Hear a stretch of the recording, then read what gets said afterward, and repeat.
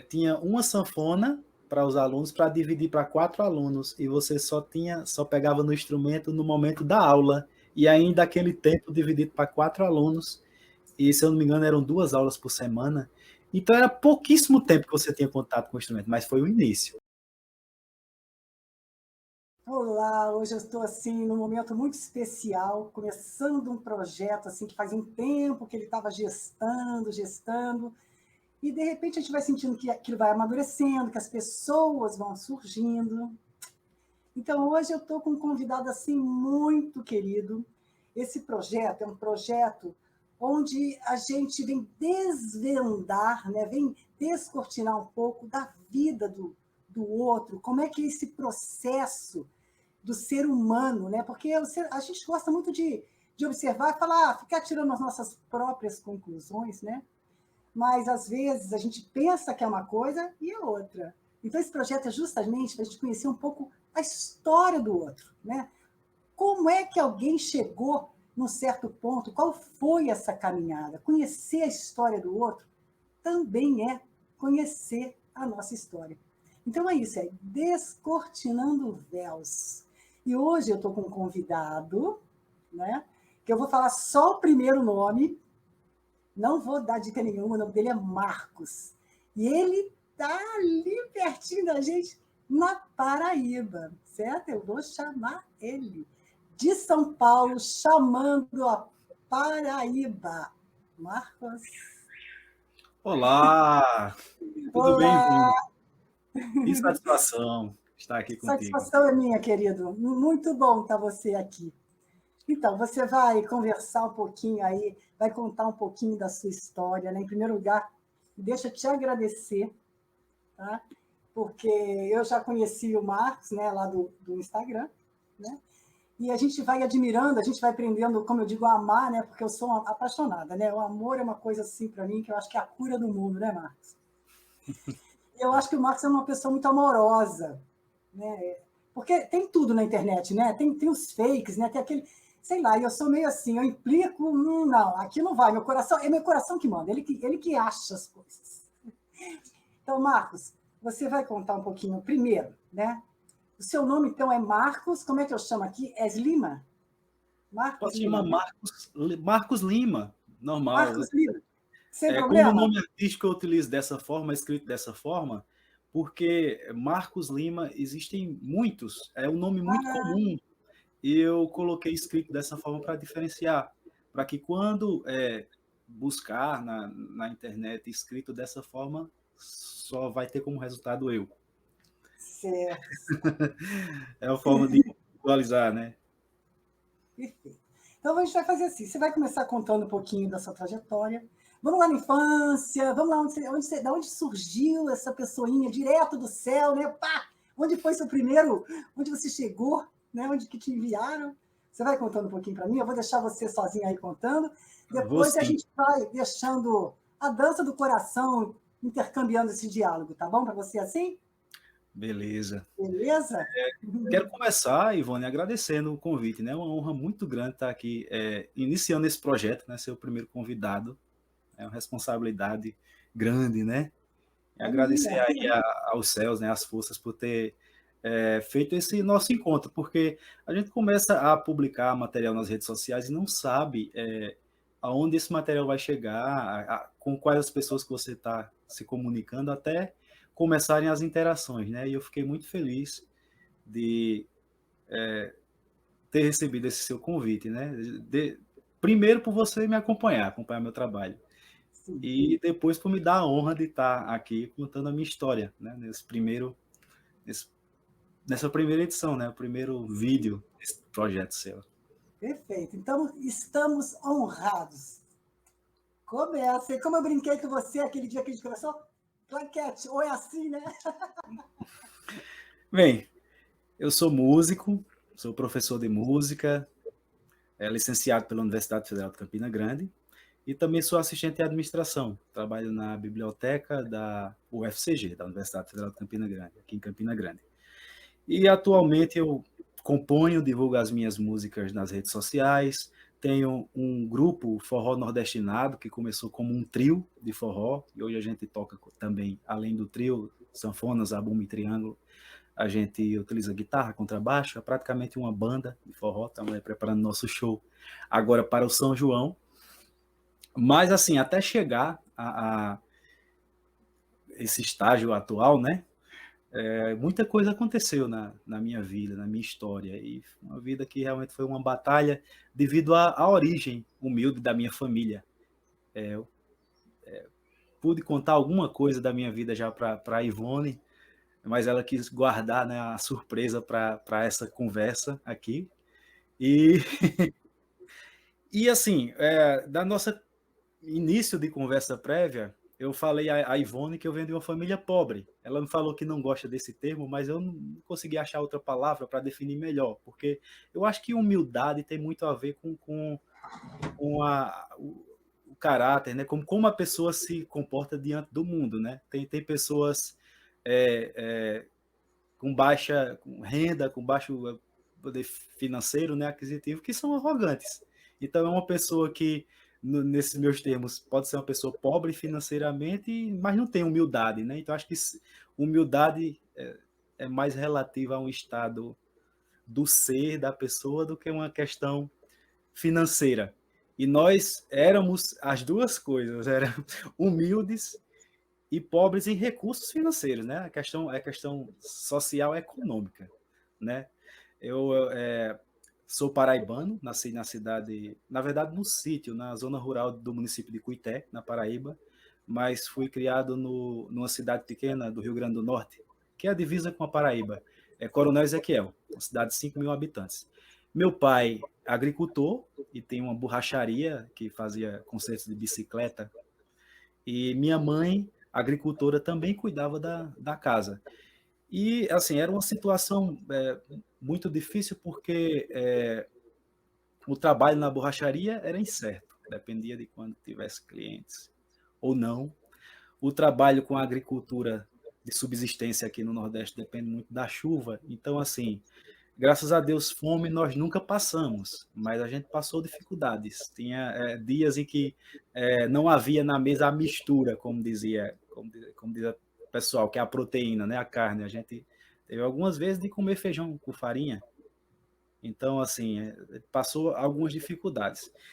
Mas essa minha trajetória para chegar no ponto em que eu estou agora, eu atribuo à educação. Graças a Deus eu tenho um sentimento de vitória, de superação, e que tudo isso foi graças à educação. Aos investimentos que fizeram na minha vida, de pessoas, da família, de professores, de pessoas amigas que me encaminharam. Mas é exatamente nesse contexto, é lógico que cada um também, as palavras que a gente profere, também está relacionado com a nossa memória do conteúdo delas, né? Então, quando a pessoa fala, eu sou pobre, eu sempre relaciono com um pauperismo, assim, realmente de alma, sabe? Um pauperismo, assim, dessa lida, né? Essa é o que eu sinto. Então, eu vejo normalmente, eu como gosto muito de ser humano, que muitas dessas situações do Norte e Nordeste geram pessoas também muito inteligentes, com muita capacidade criativa, entende? Então, eu relaciono muito a pobreza com essa coisa não criativa, naquele estar acostumado com aquilo, compreende? Uma alma que, às vezes, não consegue dar um start, né, para esse caminhar. E outra coisa, a mandioca tem muita proteína. Eu não como carne, então essa conversa comigo de não precisa de carne, não, tá bom? Agora eu vou deixar você falar. Pronto, já falei. Tá. Mas então, aí como eu estava falando, hoje eu sou músico, é como eu me encaminhei para essa área da música. Na minha família eu até tenho alguns parentes mais distantes, primos dos meus avós, que eram músicos, sanfoneiros também, eu toco sanfona atualmente, como eu falei, né, tenho um trio de forró, mas sendo que durante a minha infância eu não tive contato com eles, para dizer assim que eu tive alguma influência. Na verdade, não. Dentro da minha casa, ninguém tocava nenhum instrumento, nem meu pai, nem minha mãe, mas eu tive uma vivência musical, assim, que eles gostavam muito de ouvir rádio e programas musicais, como meu pai tinha uma borracharia, como eu falei, ele me levava para passar o dia com ele lá no trabalho. E quando não tinha clientes, a gente passava o dia ouvindo música, um toca-fita, ele tinha toca-discos. Então, durante a minha infância toda, a música fez parte da minha vida como apreciação, e dentro de casa e na escola. Meu avô também frequentava um clube de idosos, então nesse ambiente foi que eu tive acesso à música regional, tradicional, porque como eu cresci nos anos 90, aqui no Nordeste, apesar de estar no Nordeste, as pessoas não ouviam tanto mais Luiz Gonzaga, que é uma referência na música do Nordeste, mas na verdade as pessoas tinham até certo preconceito. Ele tocava só em determinados horários, tinha rádios que tinham programa no início da manhã, de madrugada, era quase que escondido, apesar de ser um dos maiores representantes da nossa cultura, estava muito em voga a música internacional, teve a época do axé, nos anos 90. O que fazia sucesso na mídia, na televisão, era o que se tocava no rádio.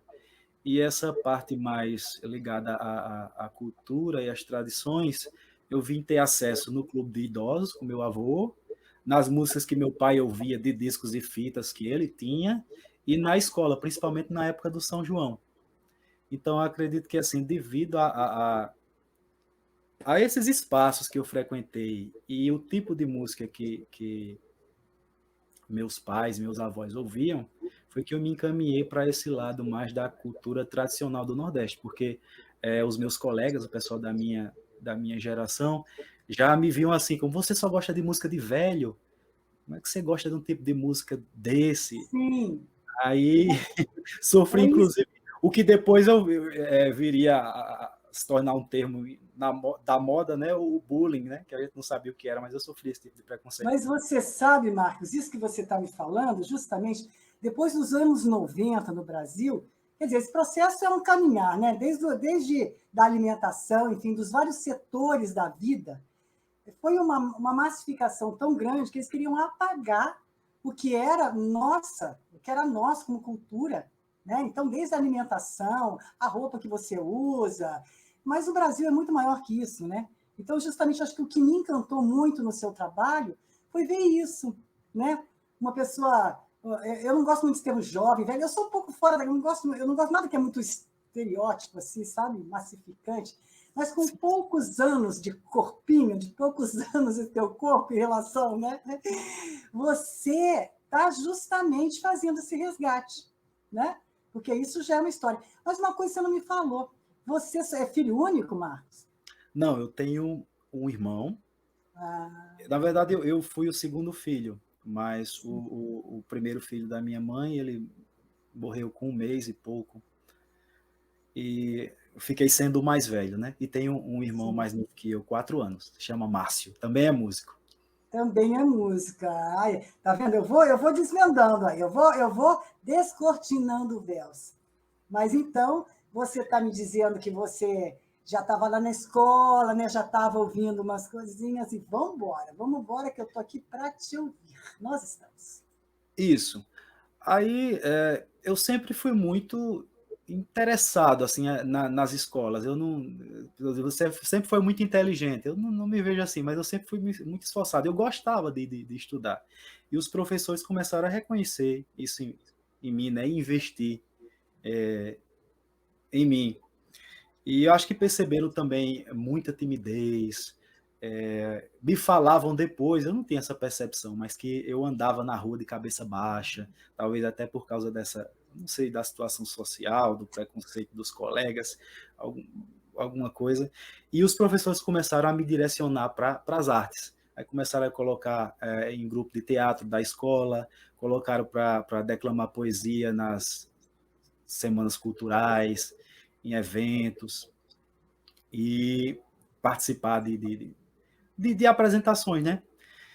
E nos desfiles de 7 de setembro, teve uma professora que começou a me vestir de Luiz Gonzaga.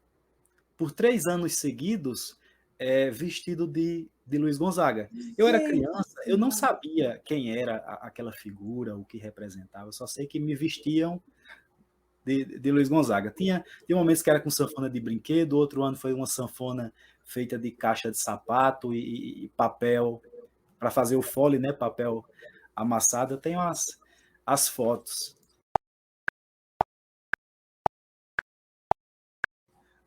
os registros disso.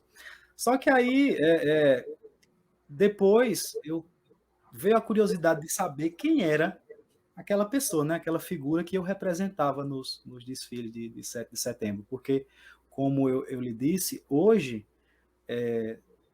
principalmente agora nos anos 2000, mais próximo do centenário de Luiz Gonzaga, ele apareceu demais na mídia e hoje sim está sendo valorizado. Esse ano mesmo teve, no ano passado, né, final do ano passado, teve o lançamento de um livro, Luiz Gonzaga, 110 anos do nascimento, que eu, inclusive, tive a honra de participar desse projeto, mas foi filme, são muitas homenagens. Hoje ele é o artista mais homenageado do Brasil e mais estudado, seja em produções acadêmicas, seja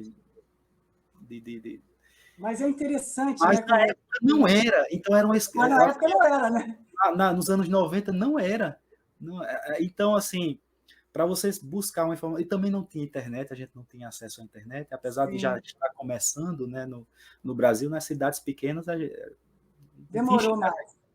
Então, eu perguntava às pessoas quem era Luiz Gonzaga, aí um dizia uma coisa, outro dizia outra, quem tinha algum disco me mostrava, a foto, essa aqui, aí mostrava o disco, aí mostrava a música. Eu comecei a ir nas bibliotecas buscando livros de história, porque geralmente tinha um capítulo ou outro que falava do período da Tropicália, e falava que ele era uma influência para Gil e para Caetano e tudo mais. Aí tinha um parágrafo que falava sobre a era do Baião, né, o auge do Baião, do final dos anos 40 para os anos 50, e eu comecei tipo, a montar uma biografia de Luiz Gonzaga a partir de coisas que eu encontrava. Na Enciclopédia Barça tinha um capítulo, assim, uns 2, 3 parágrafos sobre ele.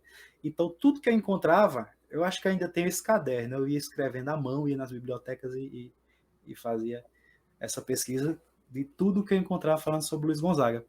E aí me despertou a vontade de tocar também um instrumento musical.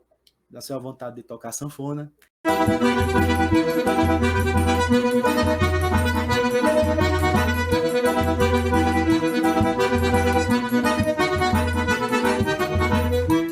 Mas era um instrumento muito caro, minha família não tinha como comprar, como na verdade, assim, para um instrumento profissional não tinha condições de comprar nenhum tipo de instrumento. Então eu comecei tocando, brincando naquelas flauta doce que se compra em feira, que Sim, vem as com crianças começam, né? o Você papelzinho, também. o desenho da flauta com Noite Feliz, Asa Branca, né, a própria Asa Branca, o Cravo Brigou com a Rosa, e comecei a tocar aquelas musiquinhas que vinha na flauta de brinquedo. Aí depois um vizinho da minha mãe, outra criança também, que eu ia brincar na casa dele, ele já tinha um piano de madeira com 10 teclas só. Era de brinquedo também, mas que tocava, né, de verdade. Tinha também as partituras, e na mesma partitura tinha também indicação com os números. Então eu não sabia ler a partitura, mas tinha, se era Dó, Ré, Mi, tinha 1, 2, 3. E como era uma música conhecida, também nessa mesma linha de canções folclóricas ou melodias muito conhecidas, eu acabava conseguindo tocar também. Só que aí eu não me limitava a isso, porque eu gostava do Luiz Gonzaga, eu queria tocar as músicas que eu gostava, que não estava lá escrito no papelzinho, né? E aí eu começava a procurar, a tentar tirar de ouvido, que eu não sabia nem que existia essa, que a expressão era essa, mas eu começava a tentar tocar músicas que não estavam lá nas partituras, né? Tocar as músicas que eu tinha vontade de tocar. Aí depois foi que eu vim ter noção que isso era um certo tipo de percepção Você sabe musical já de festa, né? que Hermeto Pascoal ele fala isso. Às vezes uma mãe chegava para ele e falava, né? Ah, porque ensina meu filho. Não, não, não ensina nada. Deixa ele primeiro explorar, né? Essa sonoridade, depois ele aprende. Então, é muito intuitivo, é muito orgânico. Você está fazendo a coisa certa, meu amor. Por isso que está nesse brilho todo aí, ó. E vamos que vamos, que eu estou adorando essa história.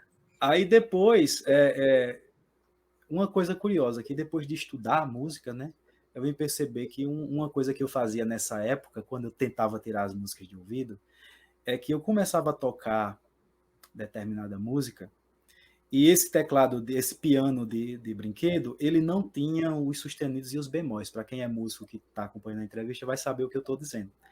Então ele só tinha as notas, só funcionavam as notas brancas, as notas naturais. E determinadas músicas que eu começava a tocar de ouvido, chegava em determinado ponto que eu sentia que nem era uma nota e nem era a vizinha dela, era como se fosse uma nota intermediária. Eu ficava, não, nem é Fá, nem é Sol. É como se tivesse entre Fá e Sol, e não existe essa nota aqui. Aí ficou Sim. assim, nessa coisa só de instrumento de brinquedo, e muitas vezes emprestado de aluno brincando, de amigos, né? Brincando, porque a minha família não tinha condição de comprar um instrumento musical. Como eu falei, assim, a gente tinha a condição de sobreviver com Sim, dificuldade. compreendo. E aí, até que, acho que por volta do ano 2001, 2002, eu sou fruto também de famílias que foram assistidas por políticas sociais. Minha família recebia o Bolsa Família, e um desses programas de assistência do governo federal era o PET, na época, era o Programa de Erradicação do Trabalho Infantil. Então, no contraturno, eu frequentava o PET, que oferecia oficinas de arte e de esporte, e acho que no ano de 2001, se eu não me engano, chegou um instrumental para formar, para criar uma banda de música, uma banda filarmônica de sopros, né? Uma banda de sopro lá no município de Coronel Ezequiel.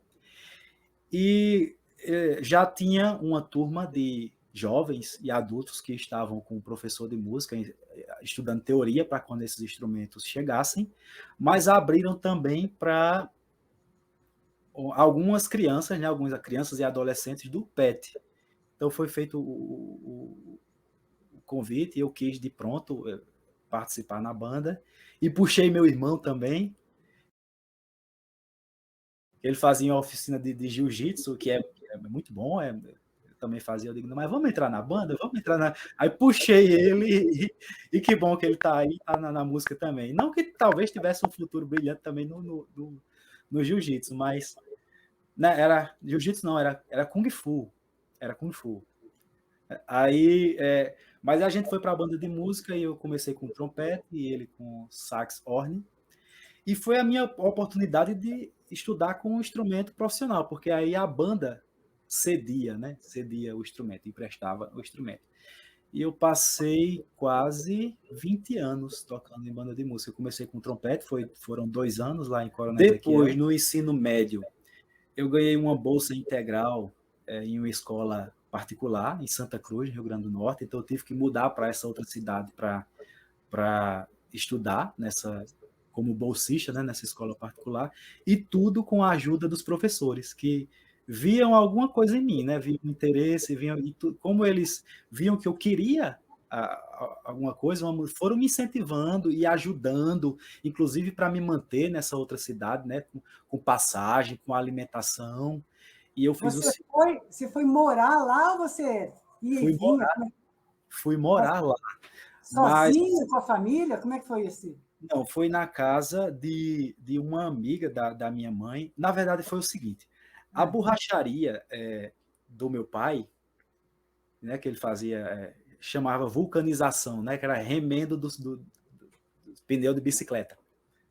Era o principal serviço dele. A oficina do meu pai, a borracharia do meu pai, ficava do lado do cartório da cidade, cartório de registro civil, cartório único da cidade. E a Tabelian passou em um concurso, acho que para oficial de justiça, eu não lembro qual era o cargo, mas na cidade de Santa Cruz, que é a cidade maior, que ficava próxima, Santa Cruz, no Rio Grande do Norte. Tem a estátua de Santa Rita de Cássia, agora é ponto turístico. E ela foi morar lá por causa do trabalho. E quando eu consegui essa bolsa, uma professora minha, foi a professora da terceira série, tia Elione, e que me ajudou também durante toda a vida, conseguiu essa bolsa de estudos para mim, aí começou a falar com as pessoas da cidade. E agora? A família não pode mandar ele para lá, não tem como mandar ele para lá. Aí dona Geralda, que era essa tabeliã, que era vizinha da meu pai, disse, ele vai para minha casa. Meus filhos estudam lá, nessa mesma escola, e ele vai para minha casa. Para eu ia passar a semana lá e voltaria no final de semana. a gente ainda precisou de ajuda sim, para esse deslocamento, né, para a cidade de Santa Cruz. E teve um senhor, o senhor Barbosa, que foi secretário escolar por muito tempo. Ele me manteve por 2 anos custeando esse meu transporte também, ajuda na alimentação. Então, eu sou muito grato aos professores e essas pessoas que investiram em mim. Assim, quem eu sou hoje, eu sou fruto de tudo isso, das políticas sociais que contribuíram muito e, e dessas pessoas, dos professores e amigos da cidade que investiram. sim.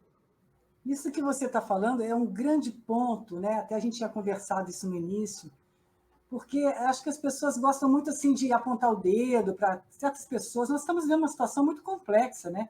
Aliás, esse projeto que eu demorei muito, porque eu queria muito que ele amadurecesse, que ele tivesse uma maturidade, assim, o que, que ele é, né? Porque quando você começa a pensar no projeto, ele se torna praticamente uma entidade, né? Ele vem dialogando com a gente. Então, você está me passando que foi fundamental, né? Que essas pessoas, esses seres que chegaram na sua estrada, porque se você consegue imaginar, se não tivesse acontecido isso, você tem algum paralelo, assim, dentro dessa ideia? Você reflete sobre isso, assim? Tiveram pessoas meio na mesma condição tua que não tiveram isso? O que, que você... Só assim, me dá um pouco dessa ideia, assim, para os nossos, né, para quem estiver assistindo, assim, possa fazer essa dimensão, né? O que, que você acha disso? Então, eu já pensei sobre isso, eu não sei onde eu estaria. Eu sei que possivelmente seria um resultado diferente, porque outros colegas meus da época, amigos lá da minha cidade, uns que viviam numa situação tão difícil quanto a minha, outros que viviam em situações melhores, que tinham até, imaginava que eles tivessem, hoje estivessem numa condição melhor, e hoje eu vejo alguns com dificuldades e eu vejo que a diferença foi justamente a questão da educação. As oportunidades que eles não tiveram ou que deixaram passar, sabe? Porque, assim, eu sou muito grato a Deus e às pessoas que me ajudaram, né?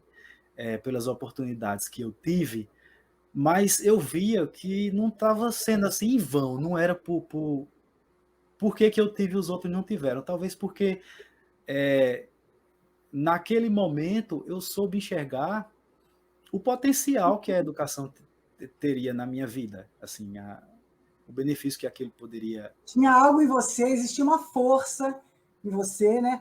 Porque a tal questão, como eu como terapeuta, eu vejo muito isso, porque nem todo mundo tem essa força interior e essa capacidade de observar quando está chegando algo que seja realmente importante. Porque dentro da sua história, não só as pessoas que chegaram e o material, né, da música, enfim, mas mesmo antes de tudo isso estar acontecendo, você teve seu pai muito presente na sua vida, né? Não presente só entrando e saindo e almoçando contigo, não. Você falou que quando você ia para a borracharia com ele, né? O seu avô estava presente. Então, de repente, não é só uma questão de a pessoa não soube reconhecer. Talvez ela não tivesse dentro dela essa capacitação, entendeu? Esse estímulo interno para reconhecer também as situações, né? Porque, como eu digo, você pode receber um monte de dinheiro, nem só o dinheiro sozinho não faz nada. Se você não tiver dentro de você também esse fogo, essa coisa dentro, né? Esse estímulo emocional, afetivo da sua raiz, né? Que eu vejo que a sua história ela é cheia disso, né? Então, eu acho que é Pois meio é. dentro disso daí, né?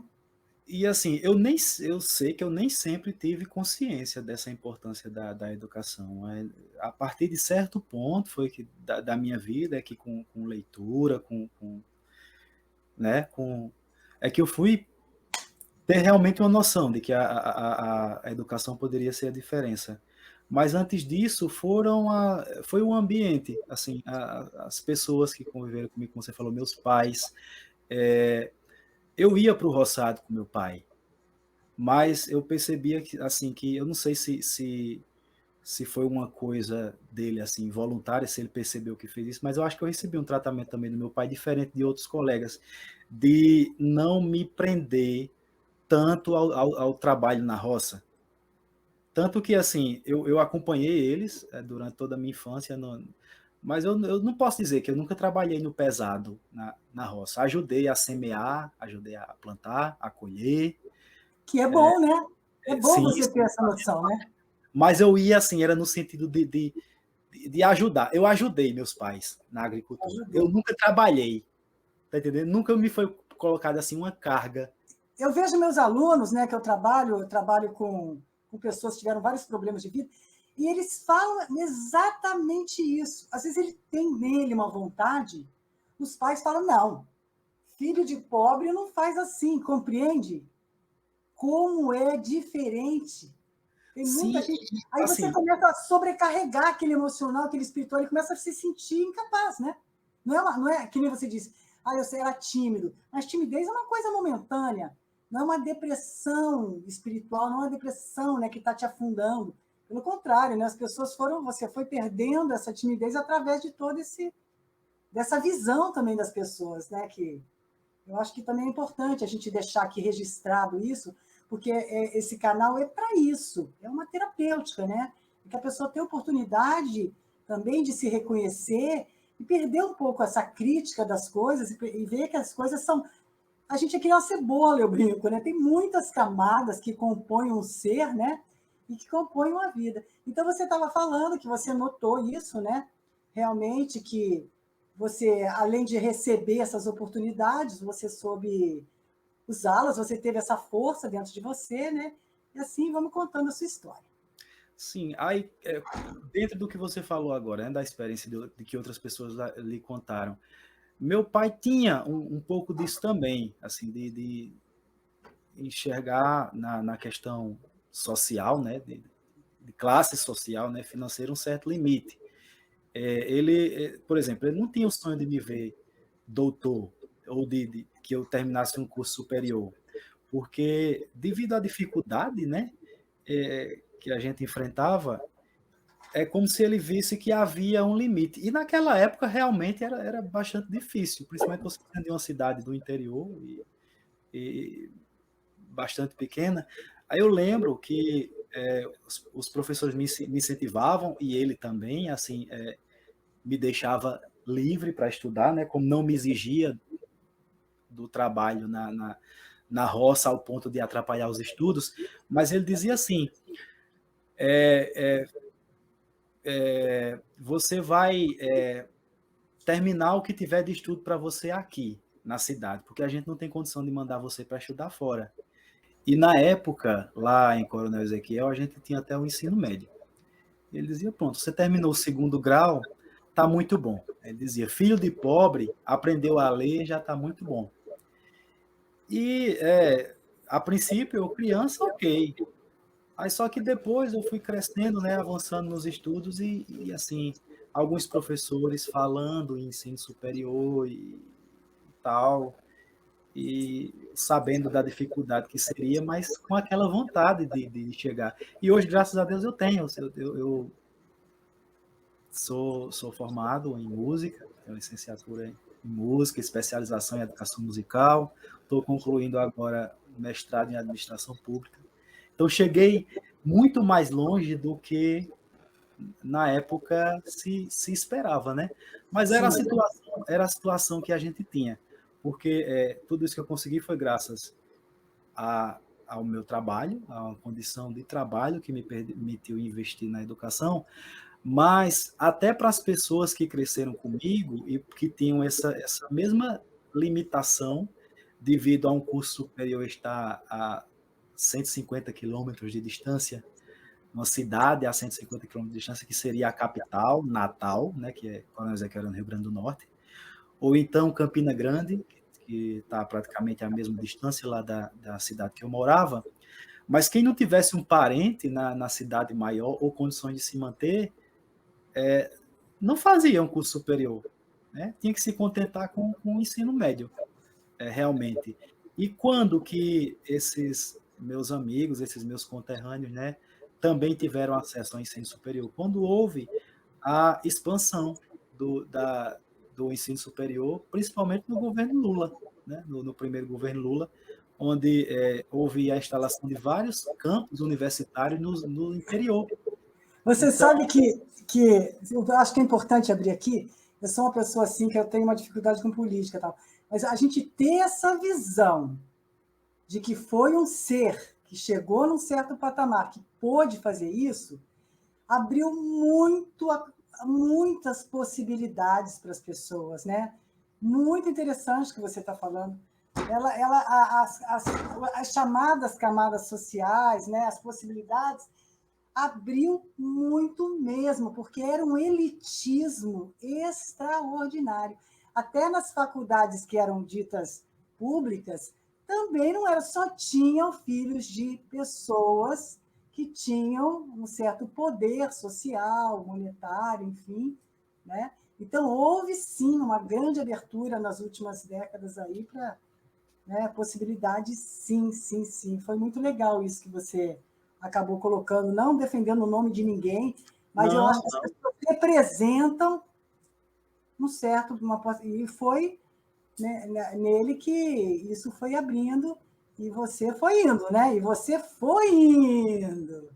sim, sim, eu não quero assim abrir uma discussão para o campo político, mas como eu estou contando a minha trajetória e eu me sinto um reflexo desses avanços na área social que o país teve, tenho que reconhecer que não só eu, mas muita gente teve a oportunidade de estudar a partir dessa expansão das universidades, que, quer queira ou quer não, aconteceu nesse período, né? Nesse período da nossa história, né? Que foi do governo Lula, tanto os avanços nas políticas sociais quanto a chamada democratização do ensino superior, né? Então, ele trouxe só para Paraíba, acho que interiorização de criação de pelo menos 3 ou 4 campos das universidades federais na Paraíba. E nisso chegou um campus para próximo da cidade que eu morava. A gente ficou com a universidade a cerca de 15 quilômetros de distância, que dava para você estudar e voltar para casa todos os dias. Então isso abriu. Hoje tem muita gente formada que na minha época nem imaginava. E com cursos de licenciatura, né, química, física, matemática e química, física, matemática e biologia, lá em Cuité. E também cursos da área de saúde, como nutrição, farmácia, farmácia, tem outro curso, agora eu tô enfermagem, minha esposa lembrou aqui. Nutrição, farmácia e enfermagem, fora as pós-graduações, né, que lá já tem também. Então, teve um grande avanço na região, tanto na questão educacional quanto na questão econômica também, porque aí com uma cidade onde vem um campus universitário, melhorou, assim, movimentou a área econômica também de toda a região, porque veio muita gente de fora estudar. Tanto foi a oportunidade para as pessoas do local estudar, como atrai pessoas que vêm se formar e que movimentam a economia. Então, Sim. foi uma mudança muito grande. Tem muita gente que diz, não, o Brasil sempre foi o mesmo, a gente é sempre igual. Não, eu enxergo avanços porque Imagina, imagina. afetaram a minha vida e a vida de quem me cerca. Eu acredito Você assim, viveu, né? Você viveu a mudança. E outra coisa também das pessoas virem de outros estados é uma troca, né? É uma troca interessante, porque acaba um conhecendo o outro, as suas regionalidades, né? Que o Brasil é muito grande, né? São países dentro do mesmo país, né? Então ele tem mesmo que ter esse olhar de ir abrindo, né? Senão fica só com a história de São Paulo, Rio de Janeiro, né? As grandes capitais, as mais antigas capitais, né? Então eu acho isso muito lindo e você vê como por isso que eu gosto da surpresa, né? De você ir falando, porque eu mesma vou ouvindo junto e vou amando tudo isso aqui. Eu estou gostando demais. Então vamos lá. pois é, Ivone. Aí, muitas pessoas que me falam que não enxergam nenhum avanço, né? São pessoas que eu penso o seguinte, que ou elas não têm empatia por não se colocarem, não passaram por aquilo e não se colocam no lugar do outro, mas porque não vivenciaram aquelas dificuldades, ou então não estudaram, né? Porque tem muitas pessoas que não viveram e sempre tiveram vidas confortáveis e não tiveram dificuldade de acesso ao ensino ou ao que seja, mas que estudaram, ou então por estar ligada a movimentos sociais, ou a igreja, que tem determinadas igrejas que veem essa questão, estudam e fazem trabalhos envolvendo o social, não reconhecem, porque não foram impactadas, né? Porque se Não elas foram sempre tiveram, impactadas, exatamente. se para elas sempre tiveram uma vida confortável e acesso a tudo, para elas não foi mudança nenhuma realmente, né? Mas exatamente, depende de onde você está olhando aquela situação, né? Então, e você sabe que isso é complicado. Nós temos um número de pessoas deprimidas, um número de suicídio muito grande, né? Na adolescência, pessoas com mais de 50 anos, né? Não precisa ser só adolescência, em várias fases. E de repente faltou exatamente isso, porque faz parte do ser humano. Eu trago isso para os meus alunos, né? Eu não chamo de paciente, né? Eu chamo de alunos. A gente ensina, a gente passa um conhecimento. E a gente pode até fazer um comparativo, né? Como eu estudo medicina natural, plantios, enfim, para você ver uma planta, às vezes ela precisa de um certo estresse para que ela possa criar raízes mais profundas. Então, é isso daí que você está falando tem muito a ver com essa maneira também de eu fazer essa leitura e passar para os meus alunos. Porque senão você fica acostumado com uma raiz esperar a água chegar, né? Fica só ali com as suas raizinhas curtas. Então, na hora que você passa um problema na vida, porque faz parte do caminhar do ser humano, né? A pessoa não tem o quê? Não tem suporte, ela não tem força interior para lidar com tudo isso, né? Você, ao que eu vejo, outras pessoas que também têm essa mesma coisa, cada um do seu jeito, eu não vivi na Paraíba, mas eu também tenho raízes muito profundas, porque eu podia ter sido outra coisa, né, que eu tenho uma certa facilitação pela onde eu nasci, o lugar que eu nasci, enfim, mas aí vai da alma também da gente, né? Tem outros componentes no ser humano, né, que nos faz ser meio estimulados a caminhar, e eu gosto disso, eu gosto de cavar as possibilidades, e quando está muito morno, eu dou um jeitinho de abrir espaços novos de aprender. É isso, Marcos, vamos lá, que a história é sua Ivone, hoje. assim, só para fazer um parêntese aqui, eu sei que hoje em dia eu acredito que já está bem superada essa coisa do estereótipo do nordestino e da associação à pobreza. Eu estou contando a minha história, que eu tive uma história difícil e tinha muita gente lá na cidade que eu morava que tinha uma vida difícil. Mas aqui no Nordeste, as dificuldades é para quem, como eu digo, é pobre. Dificuldade é para quem tem da questão financeira, mas assim, na minha cidade, apesar de ser muito, muito pequena, quem tinha um recursos financeiros, os filhos estudavam na capital, tinham acesso a todo o conforto que os recursos financeiros podem oferecer. Então, é como diz aquela coisa, aqui sempre teve Coca-Cola, que quando chegou a internet, os ricos já tinham tudo que é novidade, quem tem o poder aquisitivo melhor, aqui no Nordeste tem, né? A gente não é só pobreza, não é todo mundo comendo mandacaru, né? Não, essa é uma situação dos pobres. Mas Mas o para mim, Nordeste é pobreza é muito. tomar Coca-Cola. Para mim, É, pobreza é tomar Coca-Cola. Ai, como eu queria um mandacaru aqui. não, mas assim, eu só quis Eu fazer estou esse entendendo, parênteses, eu tô né? brincando com você, Marcos. Eu estou brincando. Que aqui a gente tem de tudo. Pode chegar um pouco depois, com Sim, atraso em relação aos grandes centros, mas aqui no Nordeste, né, tem tudo. quem tem capacidade tem as classes sociais, né? Quem está lá na elite tem acesso a tudo que as pessoas têm no restante do Sim, país, sim, né? em termos de De adquirir, né? conforto, De adquirir, ou de um conforto material, enfim. Mas eu acho isso. também que cada ser humano tem as suas necessidades e tem as suas lições para ter um amadurecimento, né? Mas eu creio assim que, nesse caso que nós estamos conversando, é muito importante alguém ver, né? Como foi importante você ter um pai que te acolhesse ali, embora ele também, como um ser social, tivesse seus medos, talvez até mesmo para te proteger um pouco, né? O pai tem lá seu jeitinho, né?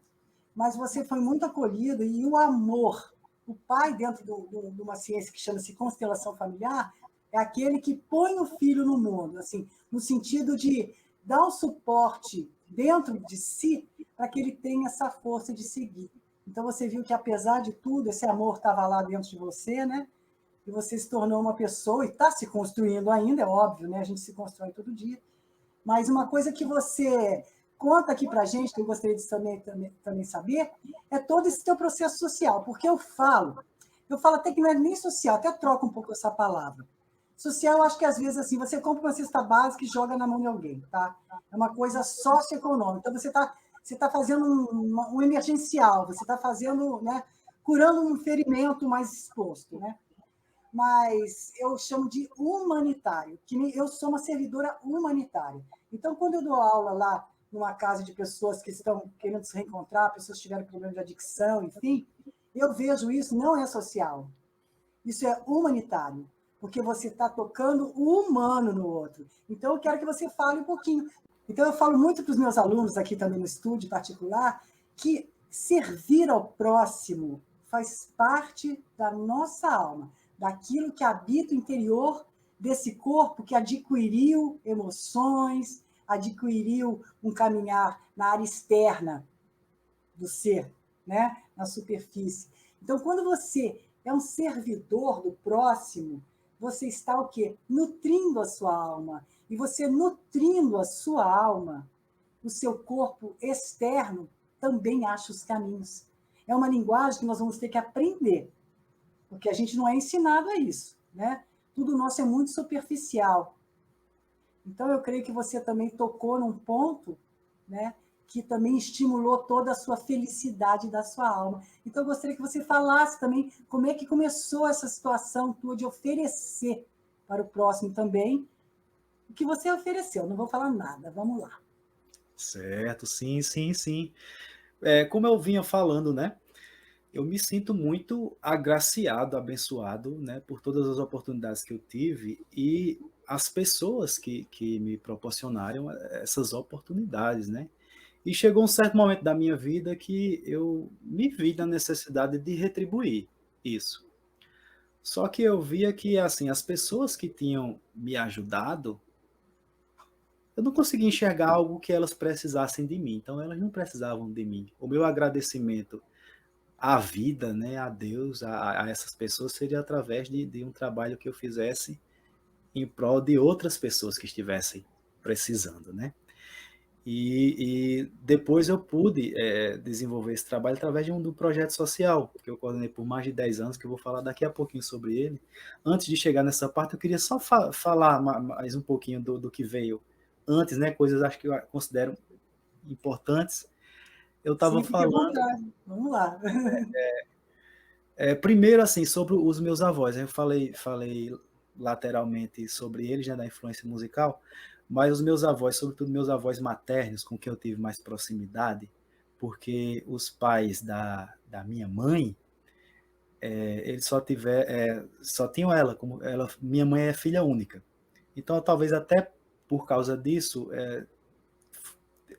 tiveram como dar mais atenção. Também família humilde, agricultores.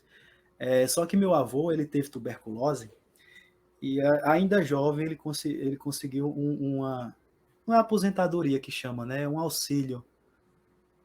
Né? Ele dizia que era aposentado por invalidez devido à tuberculose. Então ele tinha um salário mínimo como o agricultor devido a isso. E disso ele ajudou muito a nossa família. Então a gente tinha assim, ele de um salário mínimo ele fazia a feirinha dele e fazia uma feirinha para a gente, para ajudar lá na minha casa. Já meus avós paternos, eu entendo que eles não puderam fazer isso também, porque eram muitos filhos. Os meus avós, parte do meu pai, já tinham. A família era muito grande, tal.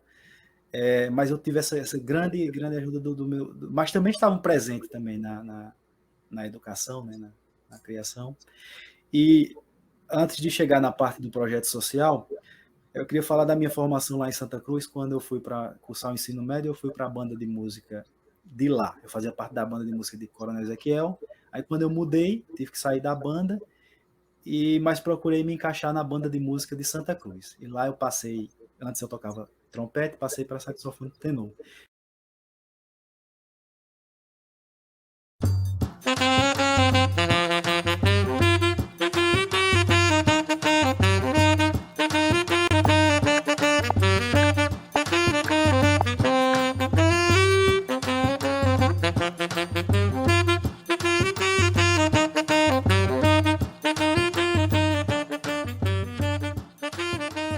foi onde eu pude assim aprofundar meus estudos na música e despertar a vontade de fazer um curso superior de música, né? E a realidade numa escola particular, os professores já lhe impulsionam, o colégio particular era um dos mais importantes lá da região, que eu era bolsista integral, né? E eles aquela, como até hoje né? Aquela sede de formar, dos principais cursos, né? De terem o maior número de aprovados, né? Até para conseguir mais alunos. E assim foi o que me deu uma visão ainda maior, né? Do futuro que a educação poderia proporcionar, né? Ampliou a minha visão. E nessa cidade de Santa Cruz, eu ainda tive como participar de um projeto social da prefeitura de lá, que era o projeto Cidadão do Amanhã, onde lá eles tinham aula de sanfona. Então, ainda aquele sonho da sanfona, que eu nunca A sanfona!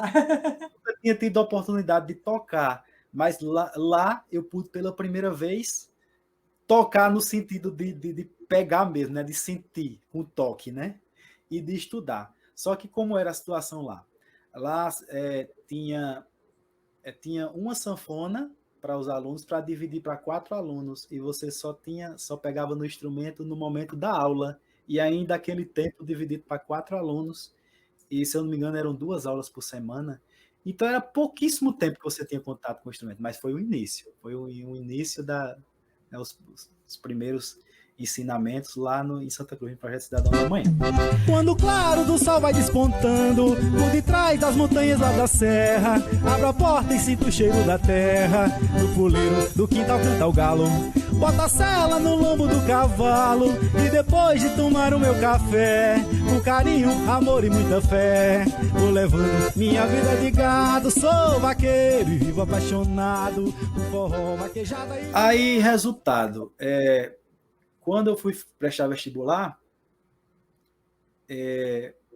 o curso de música só tinha em Natal ou em João Pessoa, só nas capitais. E eu não teria como estudar lá. Até tinha parente, mas que a gente não tinha tanta proximidade, não teria como me manter lá. Então eu digo, eu vou fazer o curso, vou tentar o curso em Campina Grande, porque a prefeitura de Nova Floresta, tem um detalhe importante que eu vou contar que aconteceu nesse meio tempo, que foi o falecimento do meu pai. Quando eu estava ia fazer o terceiro ano do médio, né, para concluir o médio, tinha acabado o ano do segundo ano do médio, na antivéspera do Natal, né, dia 23 de dezembro, meu pai teve um AVC, ainda passou vários dias internados, mas veio a falecer no dia 4 de janeiro de 2005. Foi no ano que eu fui entrar para concluir o ensino médio. E, assim, devido a isso, a gente, como minha mãe era filha única, como eu falei, e a família do meu pai, que morava em Coronel Ezequiel, a gente mudou para Nova Floresta, que é uma cidade da Paraíba, mas também bem próxima. E quando eu concluí o ensino médio, estava para concluir, né, o ensino médio, ia fazer vestibular, eu vi que a possibilidade que eu teria de fazer um curso superior, que lá em Cuité, a cidade que eu falei que com a expansão universitária chegaram esses cursos, nesse ano ainda não tinha estudado, não. Então a opção mais próxima que a gente tinha era Campina Grande. E eu vi que a cidade que eu poderia cursar seria Campina Grande, que é onde eu moro atualmente, e a prefeitura mandava um ônibus com os alunos que estudavam em Campina Grande no turno da noite, né? No turno noturno. Então eu digo, um curso superior eu vou fazer em Campina Grande porque tem transporte pela prefeitura. Aí a dúvida no que fazer. Aí eu sempre tive vontade de ser professor e gostava muito de história. Só que como eu também gostei muito dessa parte do social, eu digo, não, então eu vou fazer geografia. Aí eu me inscrevi no vestibular para fazer licenciatura em geografia, já com um sonho em música, mas como música só tinha João Pessoa, eu digo, não, então o que é possível e é outra coisa que eu Caminhar, gosto, né? vou fazer geografia. E assim foi. E graças a Deus eu tive, assim, fui aprovado de primeira e foi um orgulho para a escola que investiu, né, em mim, afinal, né, me deu uma bolsa integral por 2 anos. Só que aí eu percebi da direção que com a nota que eu obtive, eles ficaram assim um pouco desapontados por eu não ter escolhido um curso de maior destaque, porque eu passei em licenciatura em geografia e a minha nota dava para passar em direito, dava para passar em administração. Ah, Então, para eles, a propaganda seria maior, né? Mas não era o que eu queria, né? A minha é vivência. óbvio, né? É óbvio, você tem que ser o que você é, né? O que tem de problema justamente por causa disso, né? É aquela ideia, você tá ganhando algo, então você aceita qualquer coisa. Não, pelo amor de Deus, era a sua oportunidade de você fazer o que você é, né, meu amor? Sim. E assim, Muito bom. era algo que realmente eu gosto.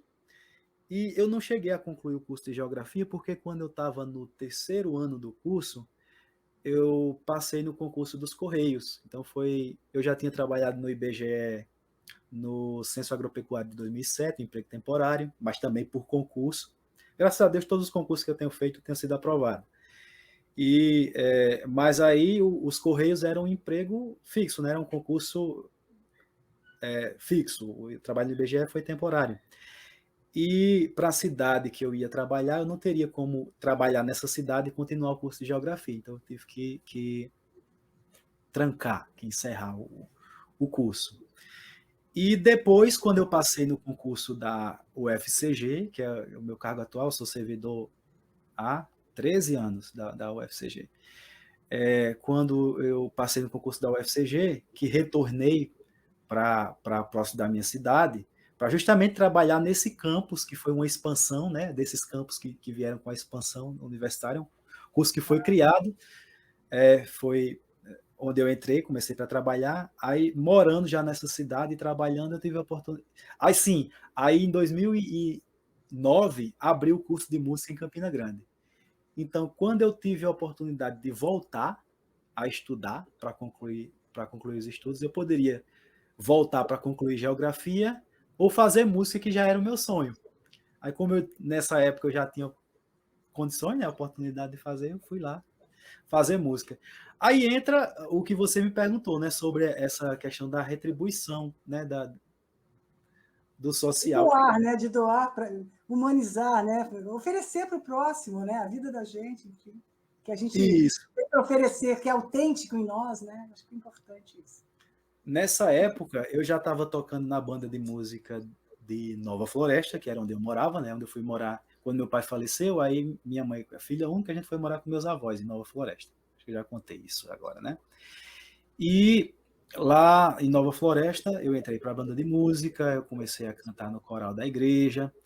Então, uma senhora da igreja me falou que mantinha uma escolinha de reforço, que era patrocinada por padrinhos da Europa. Havia uma associação de pessoas da Europa que mandavam recursos para manter essa escolinha funcionando. Então, questão de material, pagamento do professor e tudo mais. Por algum motivo, essa associação ia ser desfeita e ela não ia ter mais como oferecer essa escolinha de reforço para as crianças lá de Nova Floresta, as crianças carentes. E ela me disse, Dona Lourdes Barreto, o nome da senhora, ela me disse, Marcos, a escolinha vai acabar e eu não queria deixar essas crianças sem nenhuma atividade. E eu sei que você é músico, professor de música, eu já havia sido regente da banda onde eu iniciei, né? Por 2 anos eu fui maestro da banda onde eu comecei a estudar. Então ela sabia já dessa minha experiência e disse, eu queria lhe fazer uma proposta, se você abraçar essa causa de dar aula para essas crianças carentes, agora a gente não pode lhe pagar nada. A gente tinha essa associação que mantinha o pagamento do professor da aula de reforço, mas aí, se você assumir, como voluntário. E ela disse, eu consegui uma família da Holanda que vai fazer a doação dos primeiros instrumentos e materiais para iniciar o projeto. Mas para manutenção a gente não tem recurso. Não, Dona Luz, eu vou sim, quero muito fazer isso, que é como eu lhe falei. Foi o momento que eu percebi que a maneira que eu tinha de retribuir o que fizeram por mim era fazer pelos outros, né? Fazer por quem precisasse. E lembra que desde o início eu falei que desde criança eu tinha o sonho de estudar música e tinha 2 dificuldades assim grandes. A primeira, ter um instrumento. E Sim. a segunda, ter um professor, porque lá na cidade que eu morava, nem se você tivesse dinheiro para pagar, você não tinha pessoas habilitadas. Tem coisa que nem com dinheiro não vai, né? Nem com dinheiro. Lá não tinha essa possibilidade. Então, olha, então é a oportunidade agora. A família da Holanda vai doar os instrumentos e eu vou ser o Que professor dessas beleza. crianças, né? E dar oportunidade para que quem quiser possa estudar música. Lá em Nova Floresta, que é uma cidade pequena também, é um pouco maior que Coronel Ezequiel, mas eu acho que hoje deve ter cerca de 11, 12 mil habitantes. E agora não, agora tem outras opções de cultura, de lazer, mas isso que a gente está falando é Sim. do 2009, também era bastante limitada. Então eu me via como Um uma veículo dessa atualização ali, né? De possibilidades, né? Que e foi maravilha. justamente a época que eu entrei no curso de música. Aí eu fiquei pensando, eu toco saxofone, no, acho que eu não, ainda não tinha sanfona não, foi quando eu comecei a trabalhar. Não tinha comprado a minha sanfona ainda não, mas eu pensei, eu vou fazer habilitação em qual instrumento dentro do curso? Então, como a gente teria a doação desses primeiros instrumentos, Dona Lourdes Barreto me perguntou, Marcos, quais são os instrumentos que a família vai doar?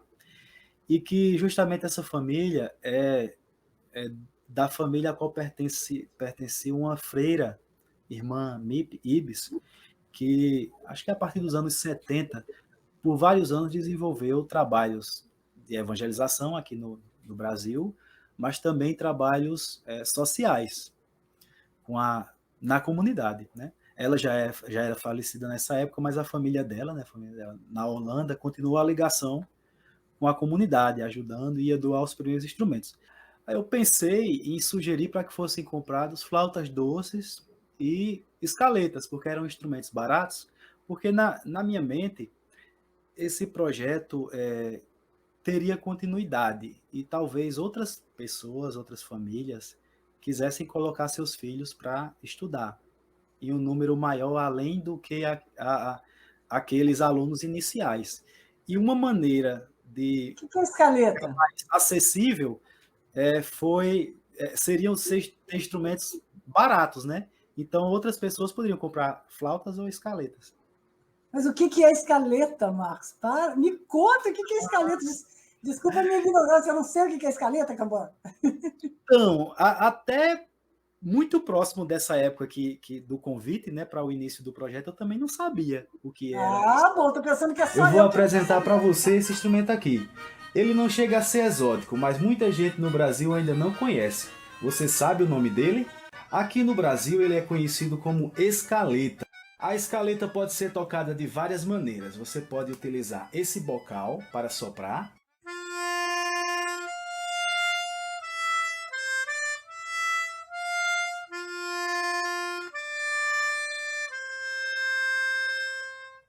Ou então você pode utilizar esse acessório e tocá-lo também na horizontal, como se fosse um piano.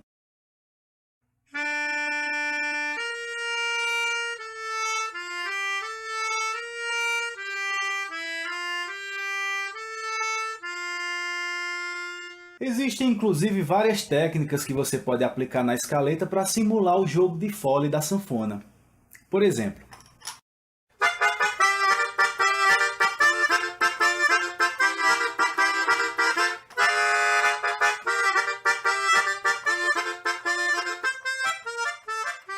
E assim, eu acho que vale a pena eu contar como foi que eu conheci esse instrumento.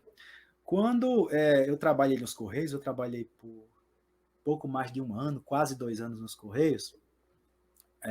Aí a empresa fez um concurso, um festival de música, fechado só para os funcionários dos Correios.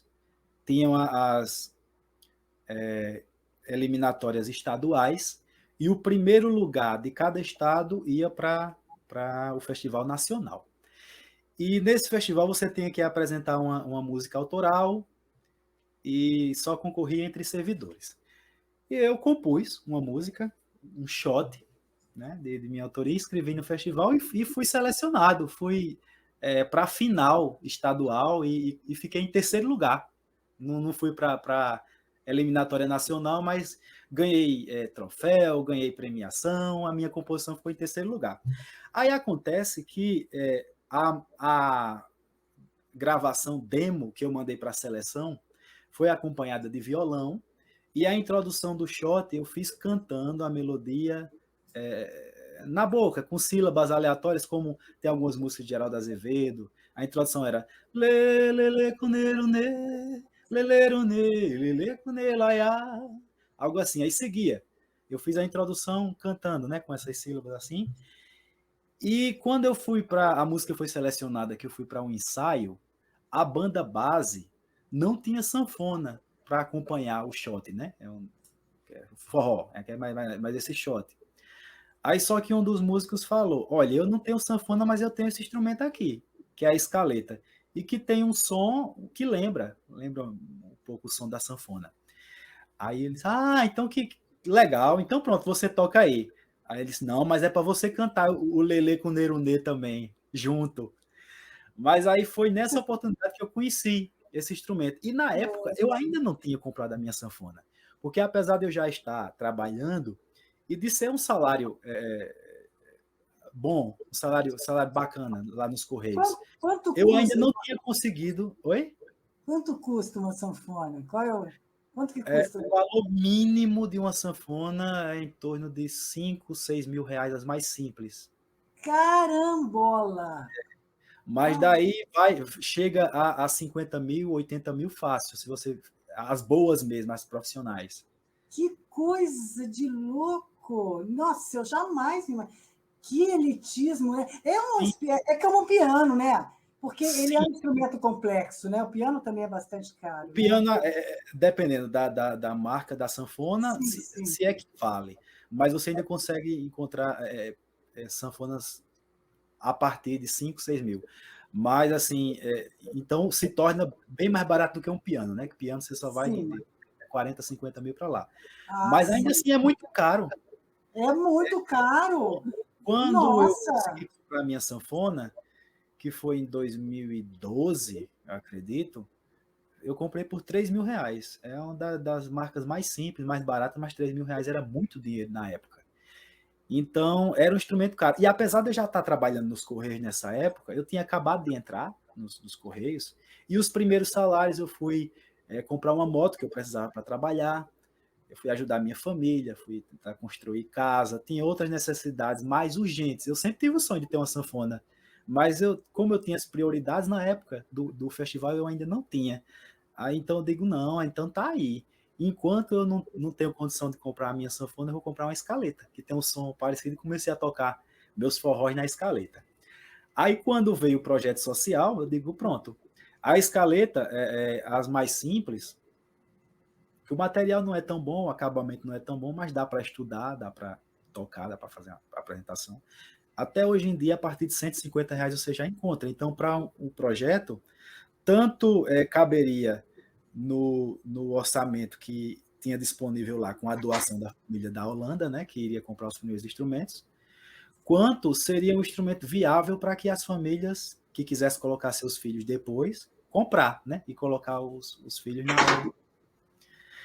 E aí, quando eu fui fazer o vestibular para a música, eu digo: não, em vez de colocar saxofone, que é o instrumento que eu toco na banda, eu vou colocar flauta doce, que é para eu me especializar no instrumento que eu vou ensinar no projeto. Então, muito coerente tudo isso, muito coerente. Em 2011, entrando para a licenciatura em música com a habilitação em flauta doce. Aí o projeto Brasílios, ele funcionou de 2009 a 2019. Ele foi interrompido primeiro por causa da pandemia, que a gente não, por responsabilidade, né? A gente não iria manter o projeto funcionando em meio à pandemia. E depois que a gente teve que a pandemia não acabou, né? Mas que a gente já tinha a segurança para voltar. Infelizmente, por falta de apoio, o projeto não voltou. Mas tivemos aí, durante 10 anos, né, esse projeto funcionando. Em alguns momentos eu era o único professor, em outros momentos eu consegui que amigos meus, colegas meus também se doassem como voluntários e participassem, abraçassem o projeto. E nisso a gente despertou o interesse na música em vários jovens. Alguns continuam tocando em bandas, em orquestras, em conjuntos musicais, outros enveredaram para outras áreas, mas eu acho assim que o projeto teve sua importância porque, para além da música propriamente dita, eu queria que o projeto funcionasse também como um espaço para as mentes deles, dos alunos, né, se abrirem, e das famílias, né, que a gente tinha conversa com os pais, para as oportunidades que eles poderiam ter, através da educação, como eu disse, né, que a música era uma ferramenta que devia ser acessível a todos. Infelizmente, no ensino regular do Brasil, a música não está implementada como deveria, né? Mas A gente tem a música dentro da aula de artes e é um mínimo, é uma coisa... não é só a música, né? Eles foram tirando exatamente tudo que é criativo, né? Você vê quantos períodos também, a filosofia, a sociologia, tudo fica secundário. A arte, exatamente. Sabe que no início da educação era só a matemática e as letras, né? E agora eles já estão com esse projeto de voltar com essa mesma ideia, né? Então é complicado. Se a gente não tiver pessoas independentes para trazer isso, para fazer esse movimento, cada vez mais o adoecimento é muito grave, né? Então você tocou num ponto assim que eu acho fundamental, essa visão tua, né? Porque a música abre a mente da pessoa, né? Ainda mais uma música riquíssima como você trouxe para eles, né? Com esses instrumentos, as possibilidades todas. O cérebro da gente precisa desses estímulos, né? Nós somos um complexo, né? Então realmente a sua abordagem foi muito interessante, muito correta, muito intuitiva, muito certo. Sim, sim, sim. Então, assim, dos meus objetivos lá com o projeto era de quem quisesse continuar na música, se aprofundar na música, estudar música, teria oportunidade, porque lá teria a base. Inclusive, se quisesse se preparar para o vestibular de música, ele teria como seguir. E quem não quisesse seguir na música, mas que iria seguir na vida, pela área que escolhesse, mas ia ter, através do projeto, eu sempre quis mostrar isso para ele, assim, um encaminhamento, e como diz, essa abertura de mente, porque eu vou contar uma historinha, Ivone, que aconteceu semana passada. Eu conheci pessoalmente a filha de Dominguinhos, a Liv Moraes. Você deve ter até visto aí no meu Instagram, né, as fotos. E na publicação que eu fiz, quando eu publiquei a foto com ela, eu coloquei que eu não tive a oportunidade de conhecer Dominguinhos pessoalmente. Sendo que Dominguinhos faleceu em 2013. Aí como é que você gosta de música nordestina, gosta né, de Luiz Gonzaga, e conviveu tanto tempo com Dominguinhos vivo e nunca se encontrou com ele? Aí eu volto para aquela questão da dificuldade. Tem muitas pessoas que, devido à dificuldade financeira, a dificuldade econômica, onde foram criados, a pessoa nasce e passa uma vida inteira e morre lá no lugar e nunca sai daquela sua cidade, porque não tem condições de sair. Então, como eu morava numa cidade muito, muito pequena, eu acredito que Dominguinhos nunca tocou na minha cidade.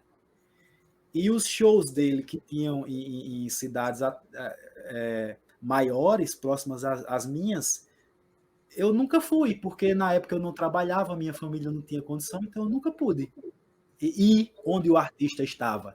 Né? Já que o artista não ia na minha cidade, por questão de contratos, que não conseguia. Então, e não é só ele, eu cheguei a conhecer pouquíssimos artistas. Aí eu volto para a história do meu pai. Eu acredito que meu pai, ele só foi a Natal quando ele foi internado, que ele faleceu, quando ele ficou os 10 dias no hospital. Eu acho que ele viveu a vida inteira dele ali em cima daquela serra, nunca saiu de lá. Então, eu quis proporcionar uma coisa diferente para os meus alunos. Então, você sentia na história da sua própria vida o que pegava, de repente, dentro do ser humano, então você quis dar esse start, né? Deixar essa visão, na verdade, né? Para ele perceber, isso existe, né?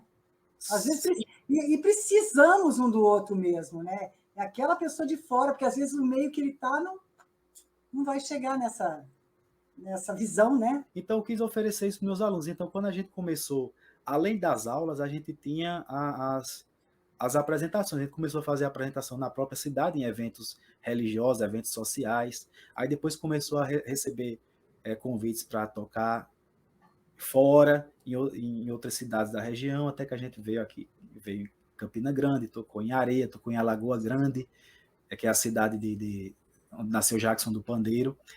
Então, eu comecei a buscar, atender convites e também a buscar espaços para os alunos se apresentarem, para tanto eles terem a satisfação e o estímulo, né, de se sentirem artistas, de levar o trabalho, quanto eles conhecerem outras cidades, outras vivências, outras realidades. Muitos alunos foram pela primeira vez ao teatro, tanto assistir uma apresentação no teatro, quanto se apresentar no Teatro Municipal de Campina Grande.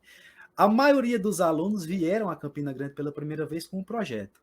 Já vieram a quase totalidade dos alunos da época nunca tinham vindo ao cinema, porque a gente não tem cinema lá, lá em Nova Floresta. O cinema mais próximo que tem de lá é aqui em Campina Grande, 130 quilômetros. Então, eles vieram pela primeira vez ao cinema. Que memória, né, que formou neles, né? Que coisa linda, né? Eles tiveram a oportunidade de conhecer assim, um grande artista. Eu fiz questão de propiciar esse encontro, que foi Flávio José. Eu não sei quem é mais do Sudeste, talvez não conheça tanto, mas ele é muito famoso regionalmente e já apareceu em mídia nacional também, em alguns momentos. Mas é uma grande referência para a música nordestina, o Flávio José, então eu consegui contato e fiz esse encontro com os alunos. Então, eu quis oferecer todas essas oportunidades, como eu disse, para que eles abrissem a mente. Outras percepções, né? A música ela tem um papel muito importante. Isso que você fala lembra do mito de Platão, o mito da caverna, né? Alguém tem que sair para trazer, falar, olha, não é só isso aqui, vamos olhar lá fora. E inclusive, o meu TCC, né, o trabalho de conclusão de curso, a minha monografia do curso de música, foi um relato de experiência da minha atuação no projeto. Então, lá eu conto a história do projeto, né? Conto em primeira pessoa, apesar de ser um trabalho científico, mas como é um relato de experiência, eu conto lá a trajetória do projeto de 2009 a 2016, porque eu concluí em 2017. Então não está a história completa, porque após o trabalho ele ainda seguiu por mais 2 anos. Teve mais história ainda aí, né? Mas assim, e depois disso, além do meu trabalho, o Brasíbis foi tema de outro trabalho acadêmico, de uma especialização em educação de jovens e adultos, em que enfocava a questão econômica e a influência do projeto Brasíbis nessa questão para a região. Aí, assim, ao longo desses 10 anos, houve muitas dificuldades. Seria outra entrevista para contar todos, assim, tantos os pontos positivos quanto os perrengues, mas, assim, claro, sim. Eu fico muito orgulhoso porque, em 2011, no segundo ano de projeto, eu consegui gravar um CD com os meus alunos.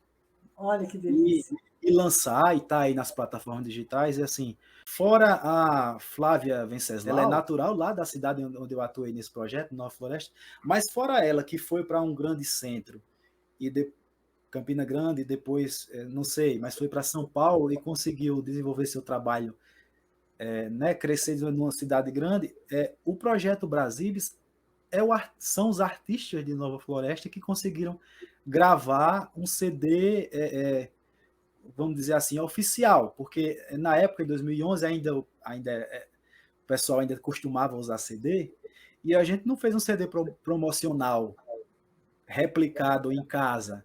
A gente mandou Mandou fazer em Manaus, na Zona Franca, igual o CD de Roberto Carlos, de qualquer artista. Sim, claro. Profissional, né? CD profissional.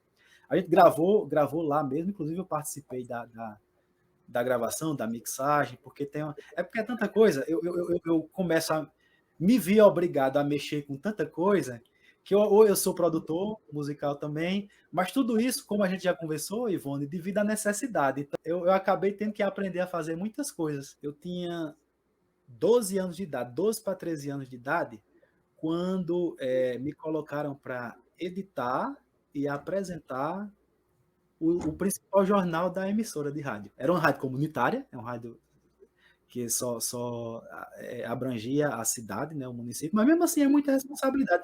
Hoje eu fico assim vendo a loucura que era. A professora que me incentivou bastante, que conseguiu essa bolsa de estudos, depois, né, isso foi depois disso. Um sobrinho dela era locutor da rádio.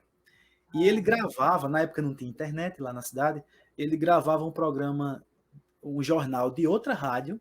Aí eu comecei primeiro transcrevendo.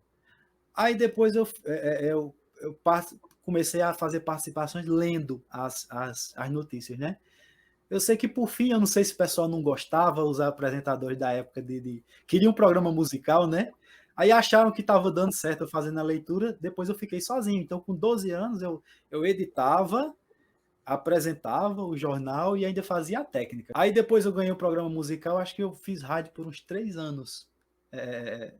Mas nessa fase, de 12, 13 até 15, 16 o projeto, anos. A gente gravou um CD, ia gravar o volume 2, aí acabou não acontecendo, que já seria em comemoração aos 10 anos do Projeto Brasílios. Sim. Mas, assim, as pessoas que passaram pelo Brasílios tiveram uma oportunidade e uma luz. E eu me orgulho, como eu digo, eu não me sinto responsável, mas eu acho que teve alguma contribuição. Por exemplo, alguns são regentes de banda, de fanfarra, outros cantam em igreja, outros montaram uma banda, aí tem um que está fazendo doutorado em nutrição. Então, assim, o projeto teve muitos frutos. Muitos frutos.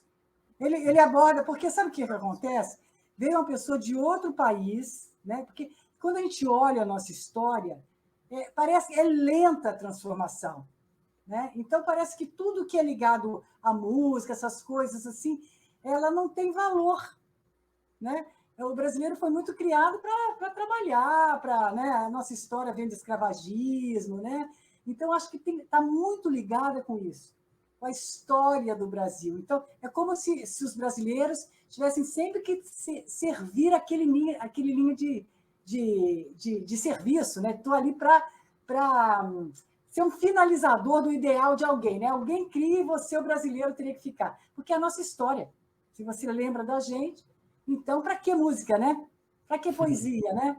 Para que para que filosofia, né? Então, eu acho que você é uma pessoa que, dentro da sua região, você teve as possibilidades, você aproveitou, estimulou outros, e assim vai ramificando, né? Porque a gente não tem essa cultura ainda no Brasil. Tanto é que você vê, grandes músicos, eles quando vão para fora, quando eles são ouvidos, alguém alça eles para lá, né? Eu estou vendo 2 rapazes também se indo para fora, já com a bossa nova, com a MPB, 2 rapazes jovens, eles estão uns 23 anos. Menina, amanhã de manhã, quando a gente acordar, quero te dizer que a felicidade vai desabar sobre os homens, vai desabar sobre os homens, vai desabar sobre os homens.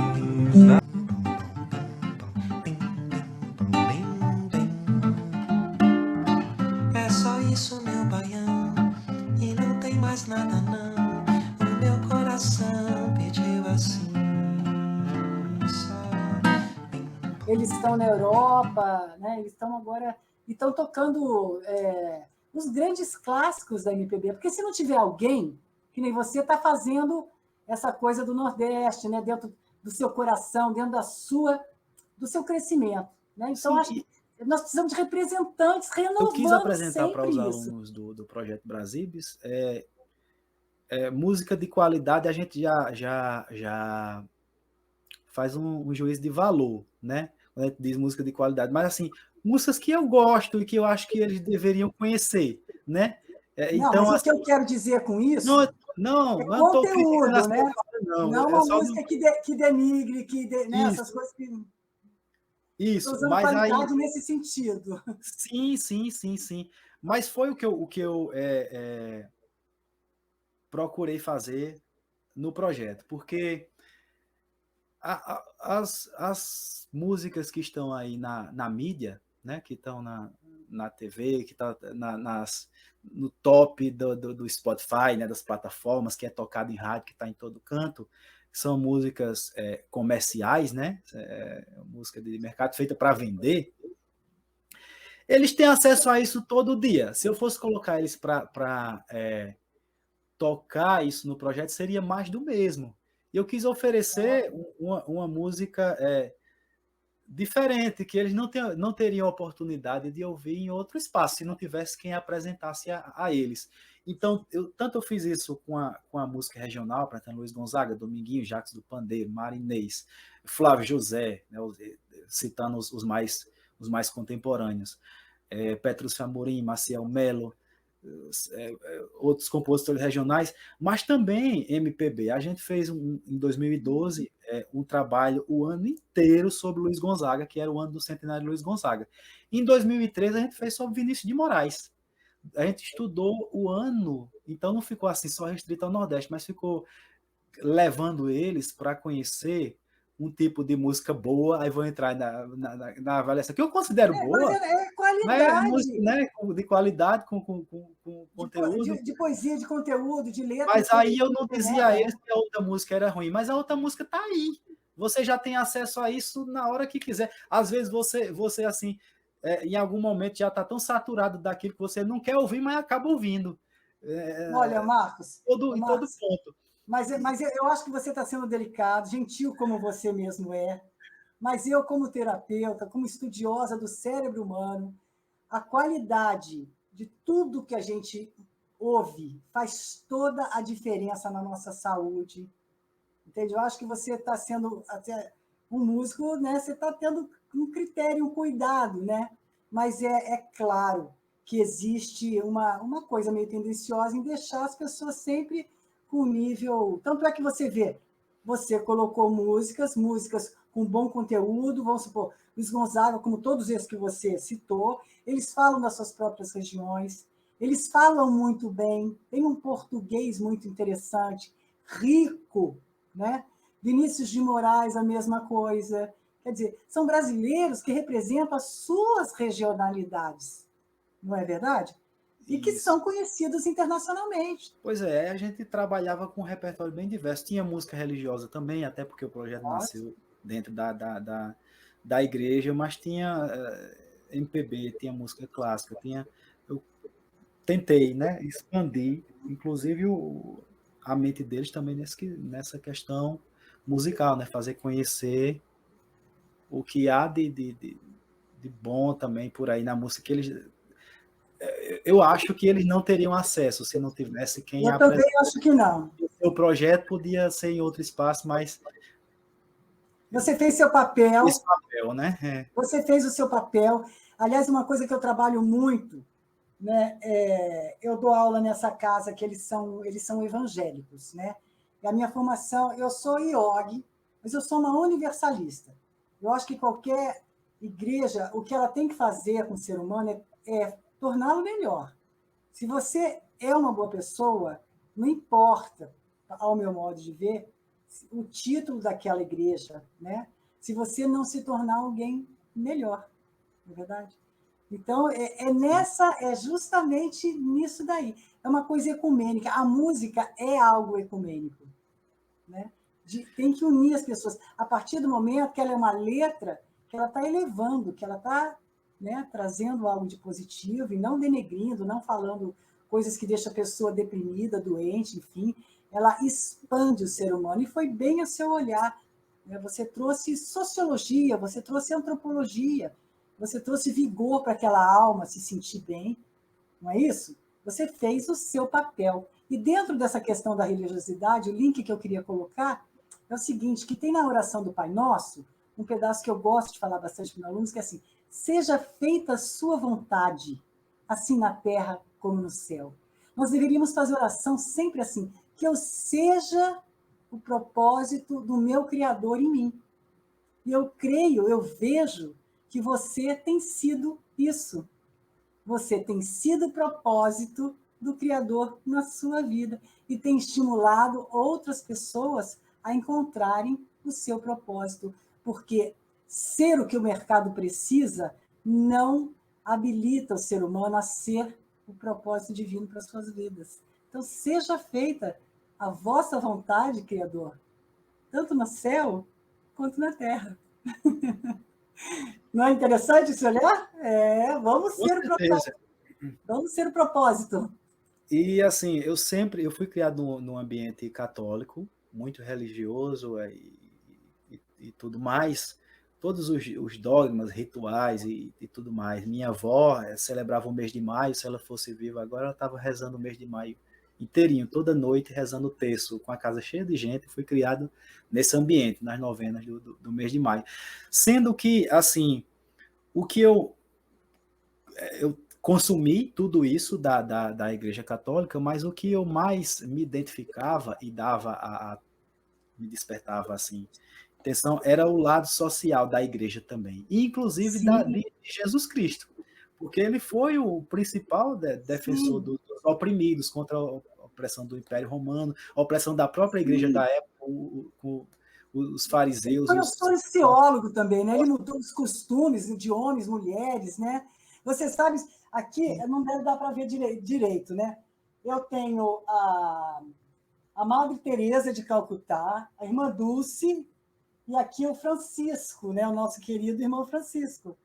Então, por que não pela religião católica exatamente? Porque eu sou sem barreiras nisso, mas pelo histórico, porque eu sou apaixonada exatamente pelo trabalho, pelo legado que eles deixaram. Então, você vê como os nossos corações têm mesmo. Por isso que a gente se encontrou e estamos aqui conversando um pouco hoje sobre a sua trajetória, porque é exatamente esse centro que me encanta, né? Pois é, e assim, eu cresci ouvindo Padre Zezinho. Sim. E o Padre Zezinho, afora as belíssimas letras religiosas, assim, de conteúdo de catequese, de inspiração bíblica e tudo mais, ele tem uma grande obra que fala no social.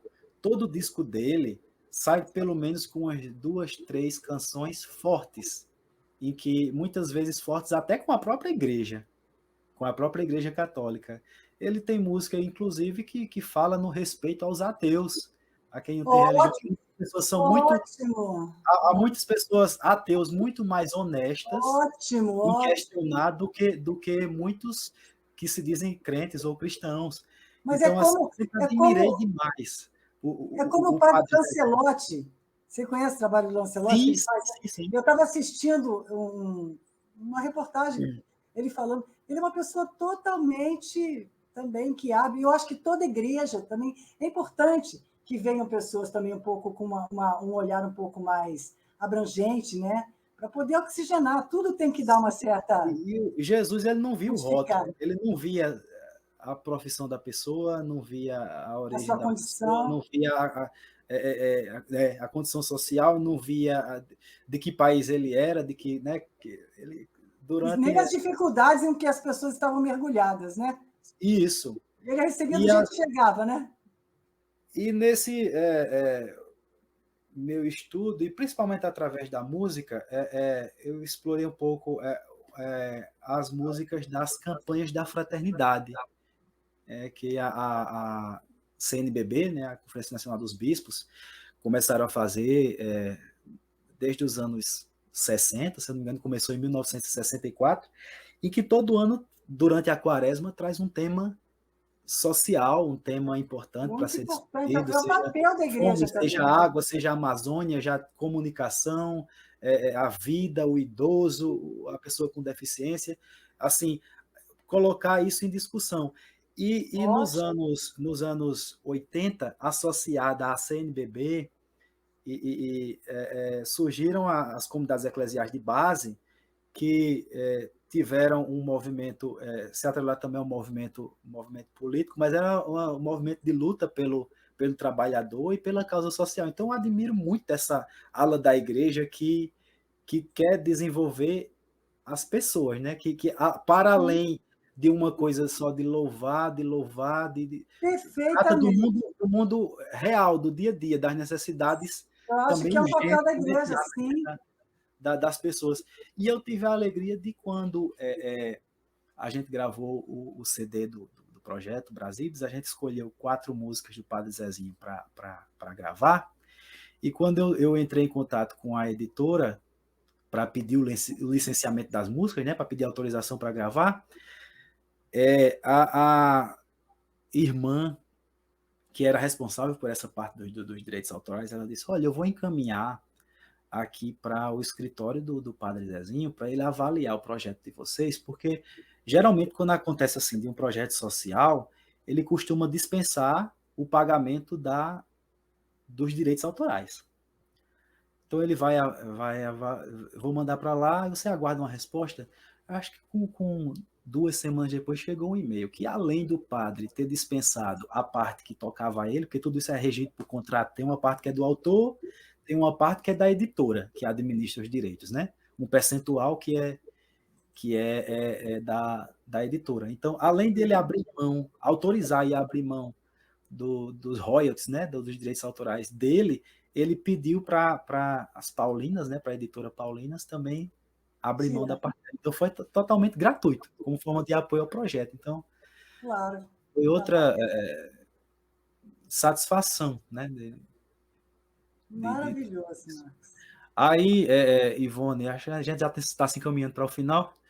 Só falar assim do meu estado atual, né, dos últimos anos, como se deu assim a minha trajetória depois que o projeto encerrou. Como eu falei, o projeto Brasílios ele acabou teve uma pausa por causa da pandemia e não voltou por inúmeras dificuldades de manutenção do projeto. Mas ao longo da pandemia, como a gente foi obrigado a ficar muito tempo em casa e isolado, eu comecei a olhar para o trabalho pessoal, que eu vinha um pouco esquecido, que não tinha espaço para desenvolver, ou então eu mesmo achava menos importante do que o trabalho que fazia com as pessoas, né? O trabalho de doação, né, para as pessoas.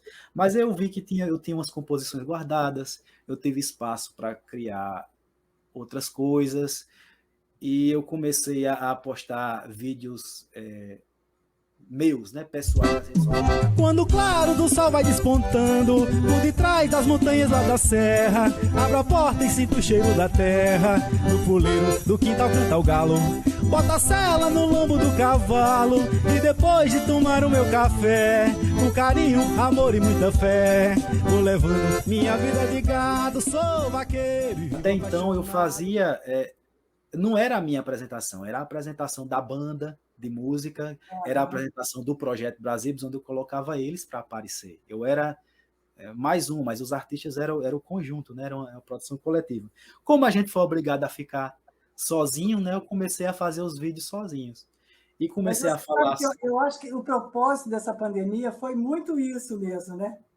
A gente ficar um pouco com a gente, né? E tudo tem seus ciclos, né, Marcos? Aí sim, você pegou e foi para você. Agora eu vou cuidar de mim, já que eu estou aqui com a minha companheira música. Sim. Aí eu comecei a compor mais, a começar a gravar as coisas que já estavam guardadas há muito tempo, gravar vídeos para as redes sociais e começar a fazer umas brincadeiras que até hoje eu faço. De que música é essa introdução? Você consegue reconhecer a melodia? Que isso é só uma estratégia, tanto para me aproximar das pessoas, quanto para resgatar músicas que estão aí esquecidas por quem já ouviu no passado, há muito tempo, e essa música não é tocada, e eu trago essa música de volta, e até para apresentar quem nunca ouviu, porque já foi produzida tanta coisa boa, hoje em dia também é produzido coisa boa, só que o melhor do que é produzido hoje não ganha publicidade. Exatamente. Então, que você a gente não pode... porque esse negócio também, às vezes as pessoas chegam, hoje não tem. Eu falei, não tem, não. Tem sim. O lance é que as grandes mídias de massa trabalham com essa outra, né? Porque hoje não se dá destaque à arte, dá destaque ao que é comercial, ao que é vendável, né? Então a gente está consumindo assim, coisa que... Música chiclete, música que pega, música que é de consumo, realmente, né? Mas é por isso que eu creio que a internet ela é muito... essa abertura, né? Foi até aí que eu te conheci. Eu vi que tiveram muitas coisas que apareceram para que a internet não tivesse toda essa abertura. Eu acompanhei, porque eu sou uma pessoa muito atenta, né, no dia a dia, no que está acontecendo em termos de essa área humana de comunicação, né, que eu sou uma comunicadora. E então, com tudo isso, a gente tem essa possibilidade, que nem você está dizendo, e eu conheci você através justamente do seu trabalho, né? E se a gente está, olha como é que é o caminhar da vida, né? Mas você tem seu solo muito adubado, né? Você foi adubando corretamente. Você não foi, de repente, chegando lá querendo fazer curso de música na internet. Tem gente que quer cortar o caminho, né? Como eu disse, esse canal não tem intenção de vender nada, não quero vender nada, cara. Eu quero levar às pessoas histórias como a sua. Aí você começou a postar lá, tudo bonitinho. Isso, aí as pessoas, até meus amigos, meus colegas do trabalho, alguns me descobriram como músico através desses vídeos das redes sociais. Porque, assim, eu entrei para trabalhar na UFCG em 2010, lá em Cuité. Sendo que, porque o meu curso era aqui, eu passei vários anos tentando transferência para Campina Grande, para ficar mais fácil de estudar e até de seguir nos estudos para uma pós-graduação e até para consumir, ficar mais próximo de consumir a arte, né? Que aqui é que tem teatro, aqui é que as coisas acontecem com mais frequência, está mais próximo desse circuito, né? Uma pós-graduação em João Pessoa, em Recife, eu vindo para cá, seria mais fácil. E eu consegui transferência em 2017, depois que eu me formei, mas eu digo, mesmo assim eu vou. E ainda assim eu não deixei o projeto Brasília de lado. Eu vim em 2017 e o projeto seguiu até 2019. Todo final de semana eu passava sábado e domingo lá, minha mãe continuou morando lá, e continuei com o projeto, apesar de vir morar aqui. Mas aí os novos colegas daqui de Campina Grande, né, que eu vim, coincidentemente, lá eu trabalhava na biblioteca e vim também para a biblioteca daqui. Eu não sou bibliotecário, sou assistente administrativo. Mas aí acabei vindo trabalhar no mesmo setor, né? Aí alguns colegas nem sabiam que eu era músico. Quando eu comecei a postar os vídeos, aí começou aquela história de fazer live, né? Que não podia fazer show. E, Marcos, faça uma live. É o pessoal de brincadeira aí me incentivando. Eu digo, eu vou fazer, quando foi em 2020, primeiro ano da pandemia, eu digo, eu vou fazer e vou tentar patrocínio. Eu digo, ninguém me conhece aqui. Eu tenho uns seguidores aqui nas redes sociais, mas eu tenho um trabalho e se eu não conseguir, o máximo que eu vou ganhar é um não, né? Mas eu vou tentar, porque se eu tenho já um público pequeno, mas tenho, eu posso oferecer assim um serviço de divulgação, uma contrapartida.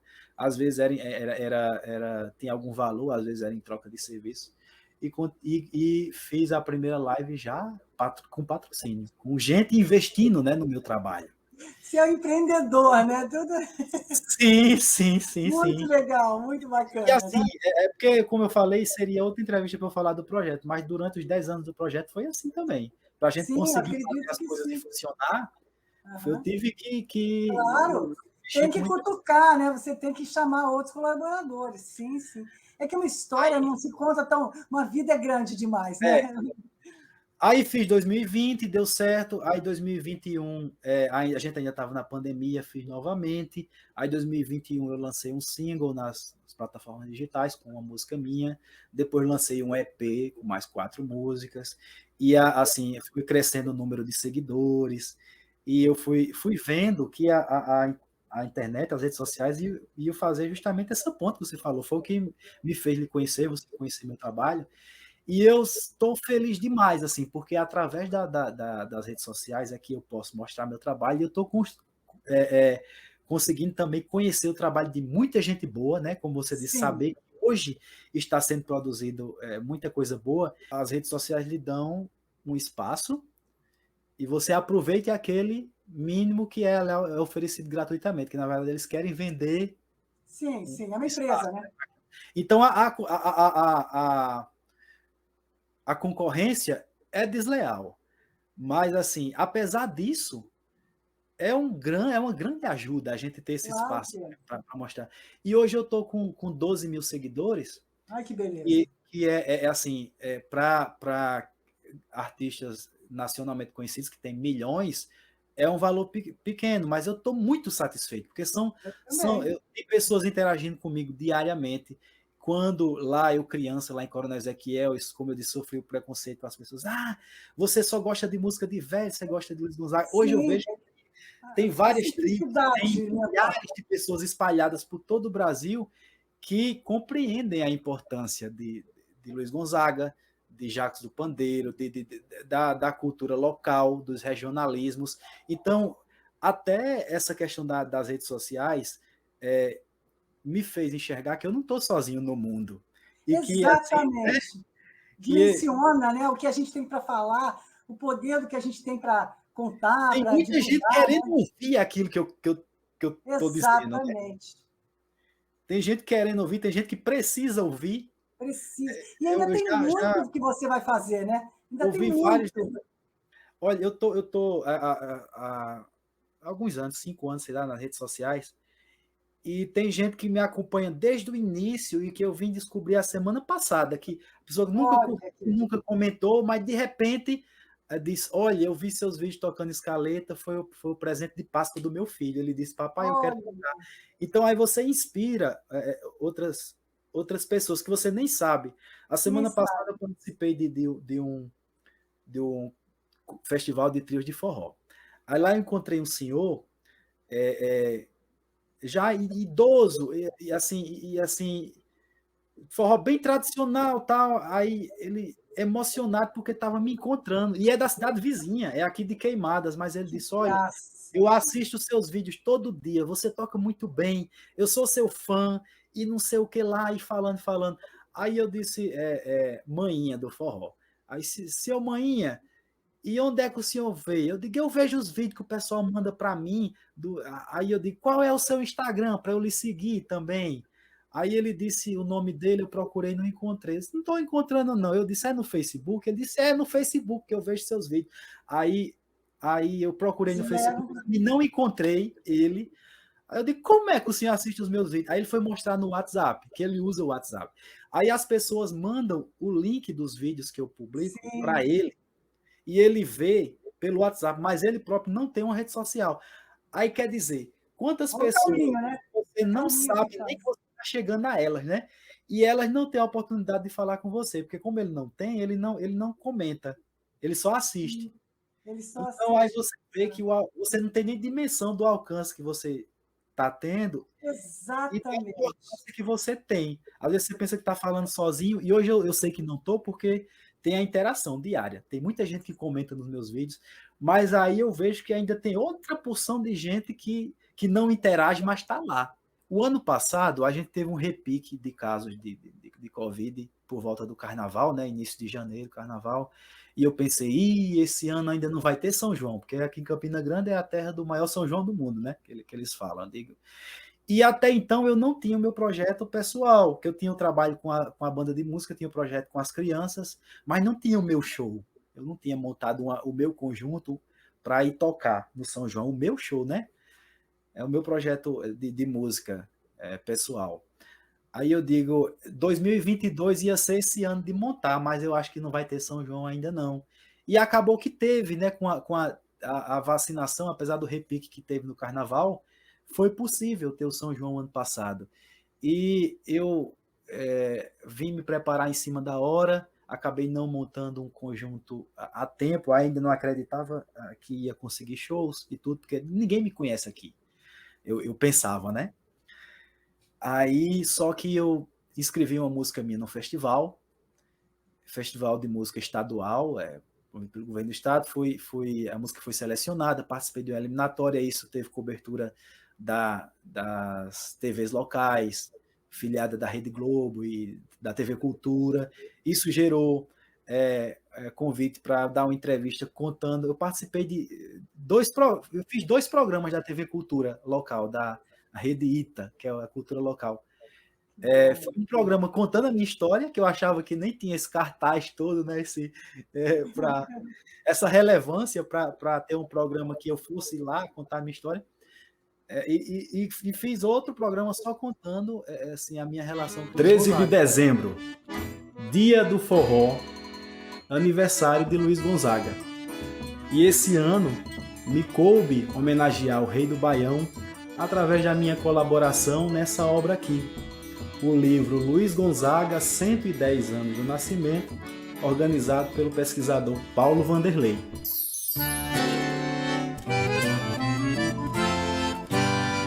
E daí, no ano passado, surgiram convites para tocar no São João, aqui em Campina Grande, e eu não tinha equipe, porque eu fazia as lives de casa com acompanhamento pré-gravada, não tinha um conjunto me acompanhando. Eu digo, e agora? Aí contratei os músicos, que a gente chama de freelancer, né? Aquele que você paga para ele tocar aquele dia com você, mas não é um grupo fixo seu. Eu contratei os músicos, aí o pessoal gostou demais, aí já surgiu o convite para tocar de novo. Aí eu digo, e aí, meninos, vocês podem dia tal? Eles disseram não, porque a gente já toca com fulano, com fulano, com fulano. Eles tocavam com muita gente e já estavam com a agenda cheia. Aí eu pensei, e agora? Tá tendo convite, tá tendo oportunidade para tocar, eu não tenho quem me acompanhe, porque no mês de São João é uma loucura. Quem toca, tá tocando, porque tem lugar aqui em Campina Grande para tocar. Então estava todo mundo ocupado. Aí eu falei com o seu José Nobre, que era o fundador e o mantenedor do Museu Fonográfico Luiz Gonzaga, que infelizmente foi fechado o ano passado por falta de apoio. Mas é um senhor, engenheiro de Minas, mas é fã do Luiz Gonzaga, pesquisador e amigo. E eu falei a ele esse meu caso. Eu digo, eu preciso que quem toque para mim, comigo, né? Me acompanhando, Zabumba, Triângulo, pelo menos, para a gente fazer show. Ele disse, Marcos, tem um rapaz que mora aqui, vizinho ao museu, que nessa pandemia ele foi para o Maranhão trabalhar fazendo frete, mas é um excelente músico, chegou agora e não conseguiu se colocar. Aí me passou o contato. Aí eu falei com ele, aí ele disse, pronto, e Triângulo, que o trio de forró é sanfona, zabumba e triângulo. Esse rapaz tem um amigo meu que ele toca voz e violão, mas também é percussionista. E a semana passada ele estava atrás de um sanfoneiro para tocar uma quadrilha, e pega o telefone dele, falo com ele. Eu sei que nessa arrumação, eu tinha um convite, isso era uma segunda-feira, eu tinha um convite para tocar na quinta. E a gente não conseguiu encaixar, aquele fazendo frete, eu com trabalho na universidade e o outro também. A gente não conseguiu espaço nem para ensaiar. E a gente se viu pela primeira vez e tocou junto pela primeira vez já nesse evento, que já tinha cobertura da afiliada da Record, da TV Record local. Então a gente ensaiou e estreou já ao vivo, nesse primeiro dia, que foi dia de Corpus Christi do ano passado, foi dia 16 de junho. A gente estreou ao vivo para o estado. E à noite já tocou uma festa particular, que foi o aniversário, foram 2 shows no mesmo dia.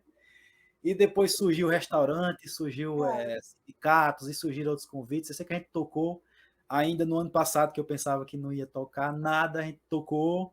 E de lá para cá, vem ensaiando, preparando para o show desse ano. Então, aí com o show montado. É por isso que a gente homenageia Luiz Gonzaga por mais uma de suas invenções, e foram muitas, o trio de forró pé de serra. E é por isso que a gente canta assim: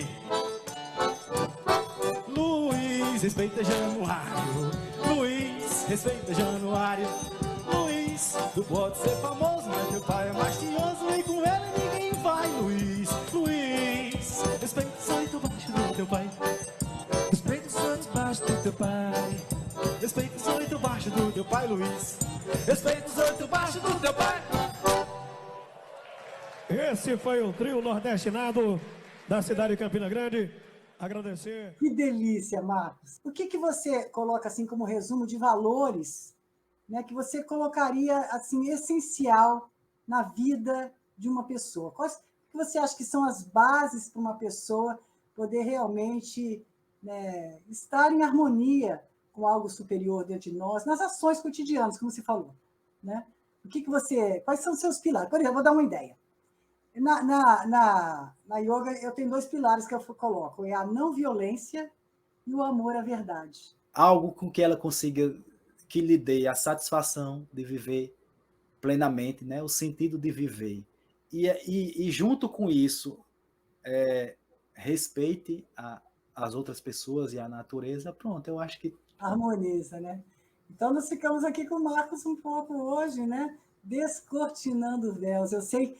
Tem uma letra de música que fala assim, que uma música nunca é a vida da pessoa toda, né? Mas eu acho que você deixou pontos bem essenciais, dá para ver que você foi uma pessoa assim que foi corajoso, né? Pôs a cara para frente, teve o abraço do seu pai, teve o apoio da sua família, teve apoio de pessoas importantes na sua vida. Então, eu creio que você está deixando assim muita lição, né? Muito material para que outros também possam se identificar e se ver, né? Porque, na final, o ser humano é muito parecido, né? A gente quer isso aí. A gente quer encontrar um abraço, quer encontrar uma comunicação, colocar um pouquinho que tem na nossa alma e ser respeitado.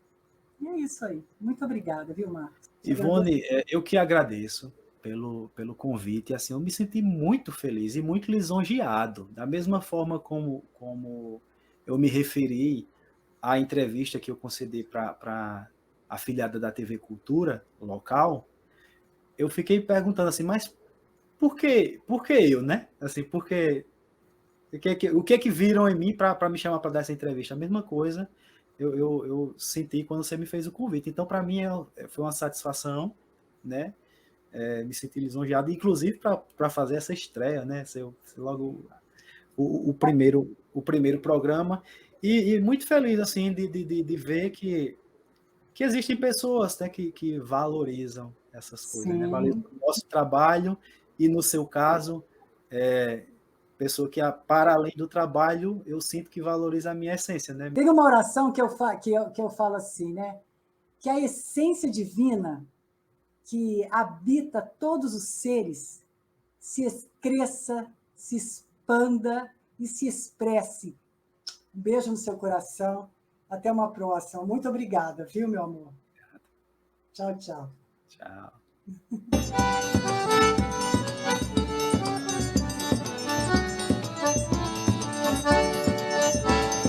Ai, que saudades que eu sinto das noites de São João, das noites tão brasileiras, das fogueiras sob o luar do sertão. Das noites tão brasileiras da fogueira sob o luar do sertão. Meninos brincando de roda, velhos soltando balão, moços em volta da fogueira, brincando com o coração. Eita, São João dos meus sonhos, eita, saudoso sertão. Ai, ai, ai, que saudades que eu sinto das noites de São João, das noites tão brasileiras, das fogueiras sob o luar do sertão. Das noites tão brasileiras da fogueira sob o luar do sertão. Sob o luar do sertão, Sob o luar do sertão.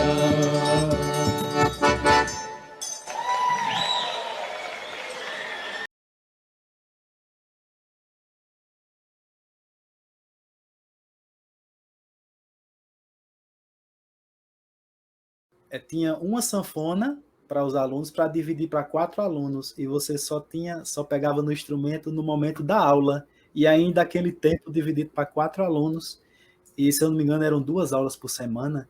Então era pouquíssimo tempo que você tinha contato com o instrumento, mas foi o início.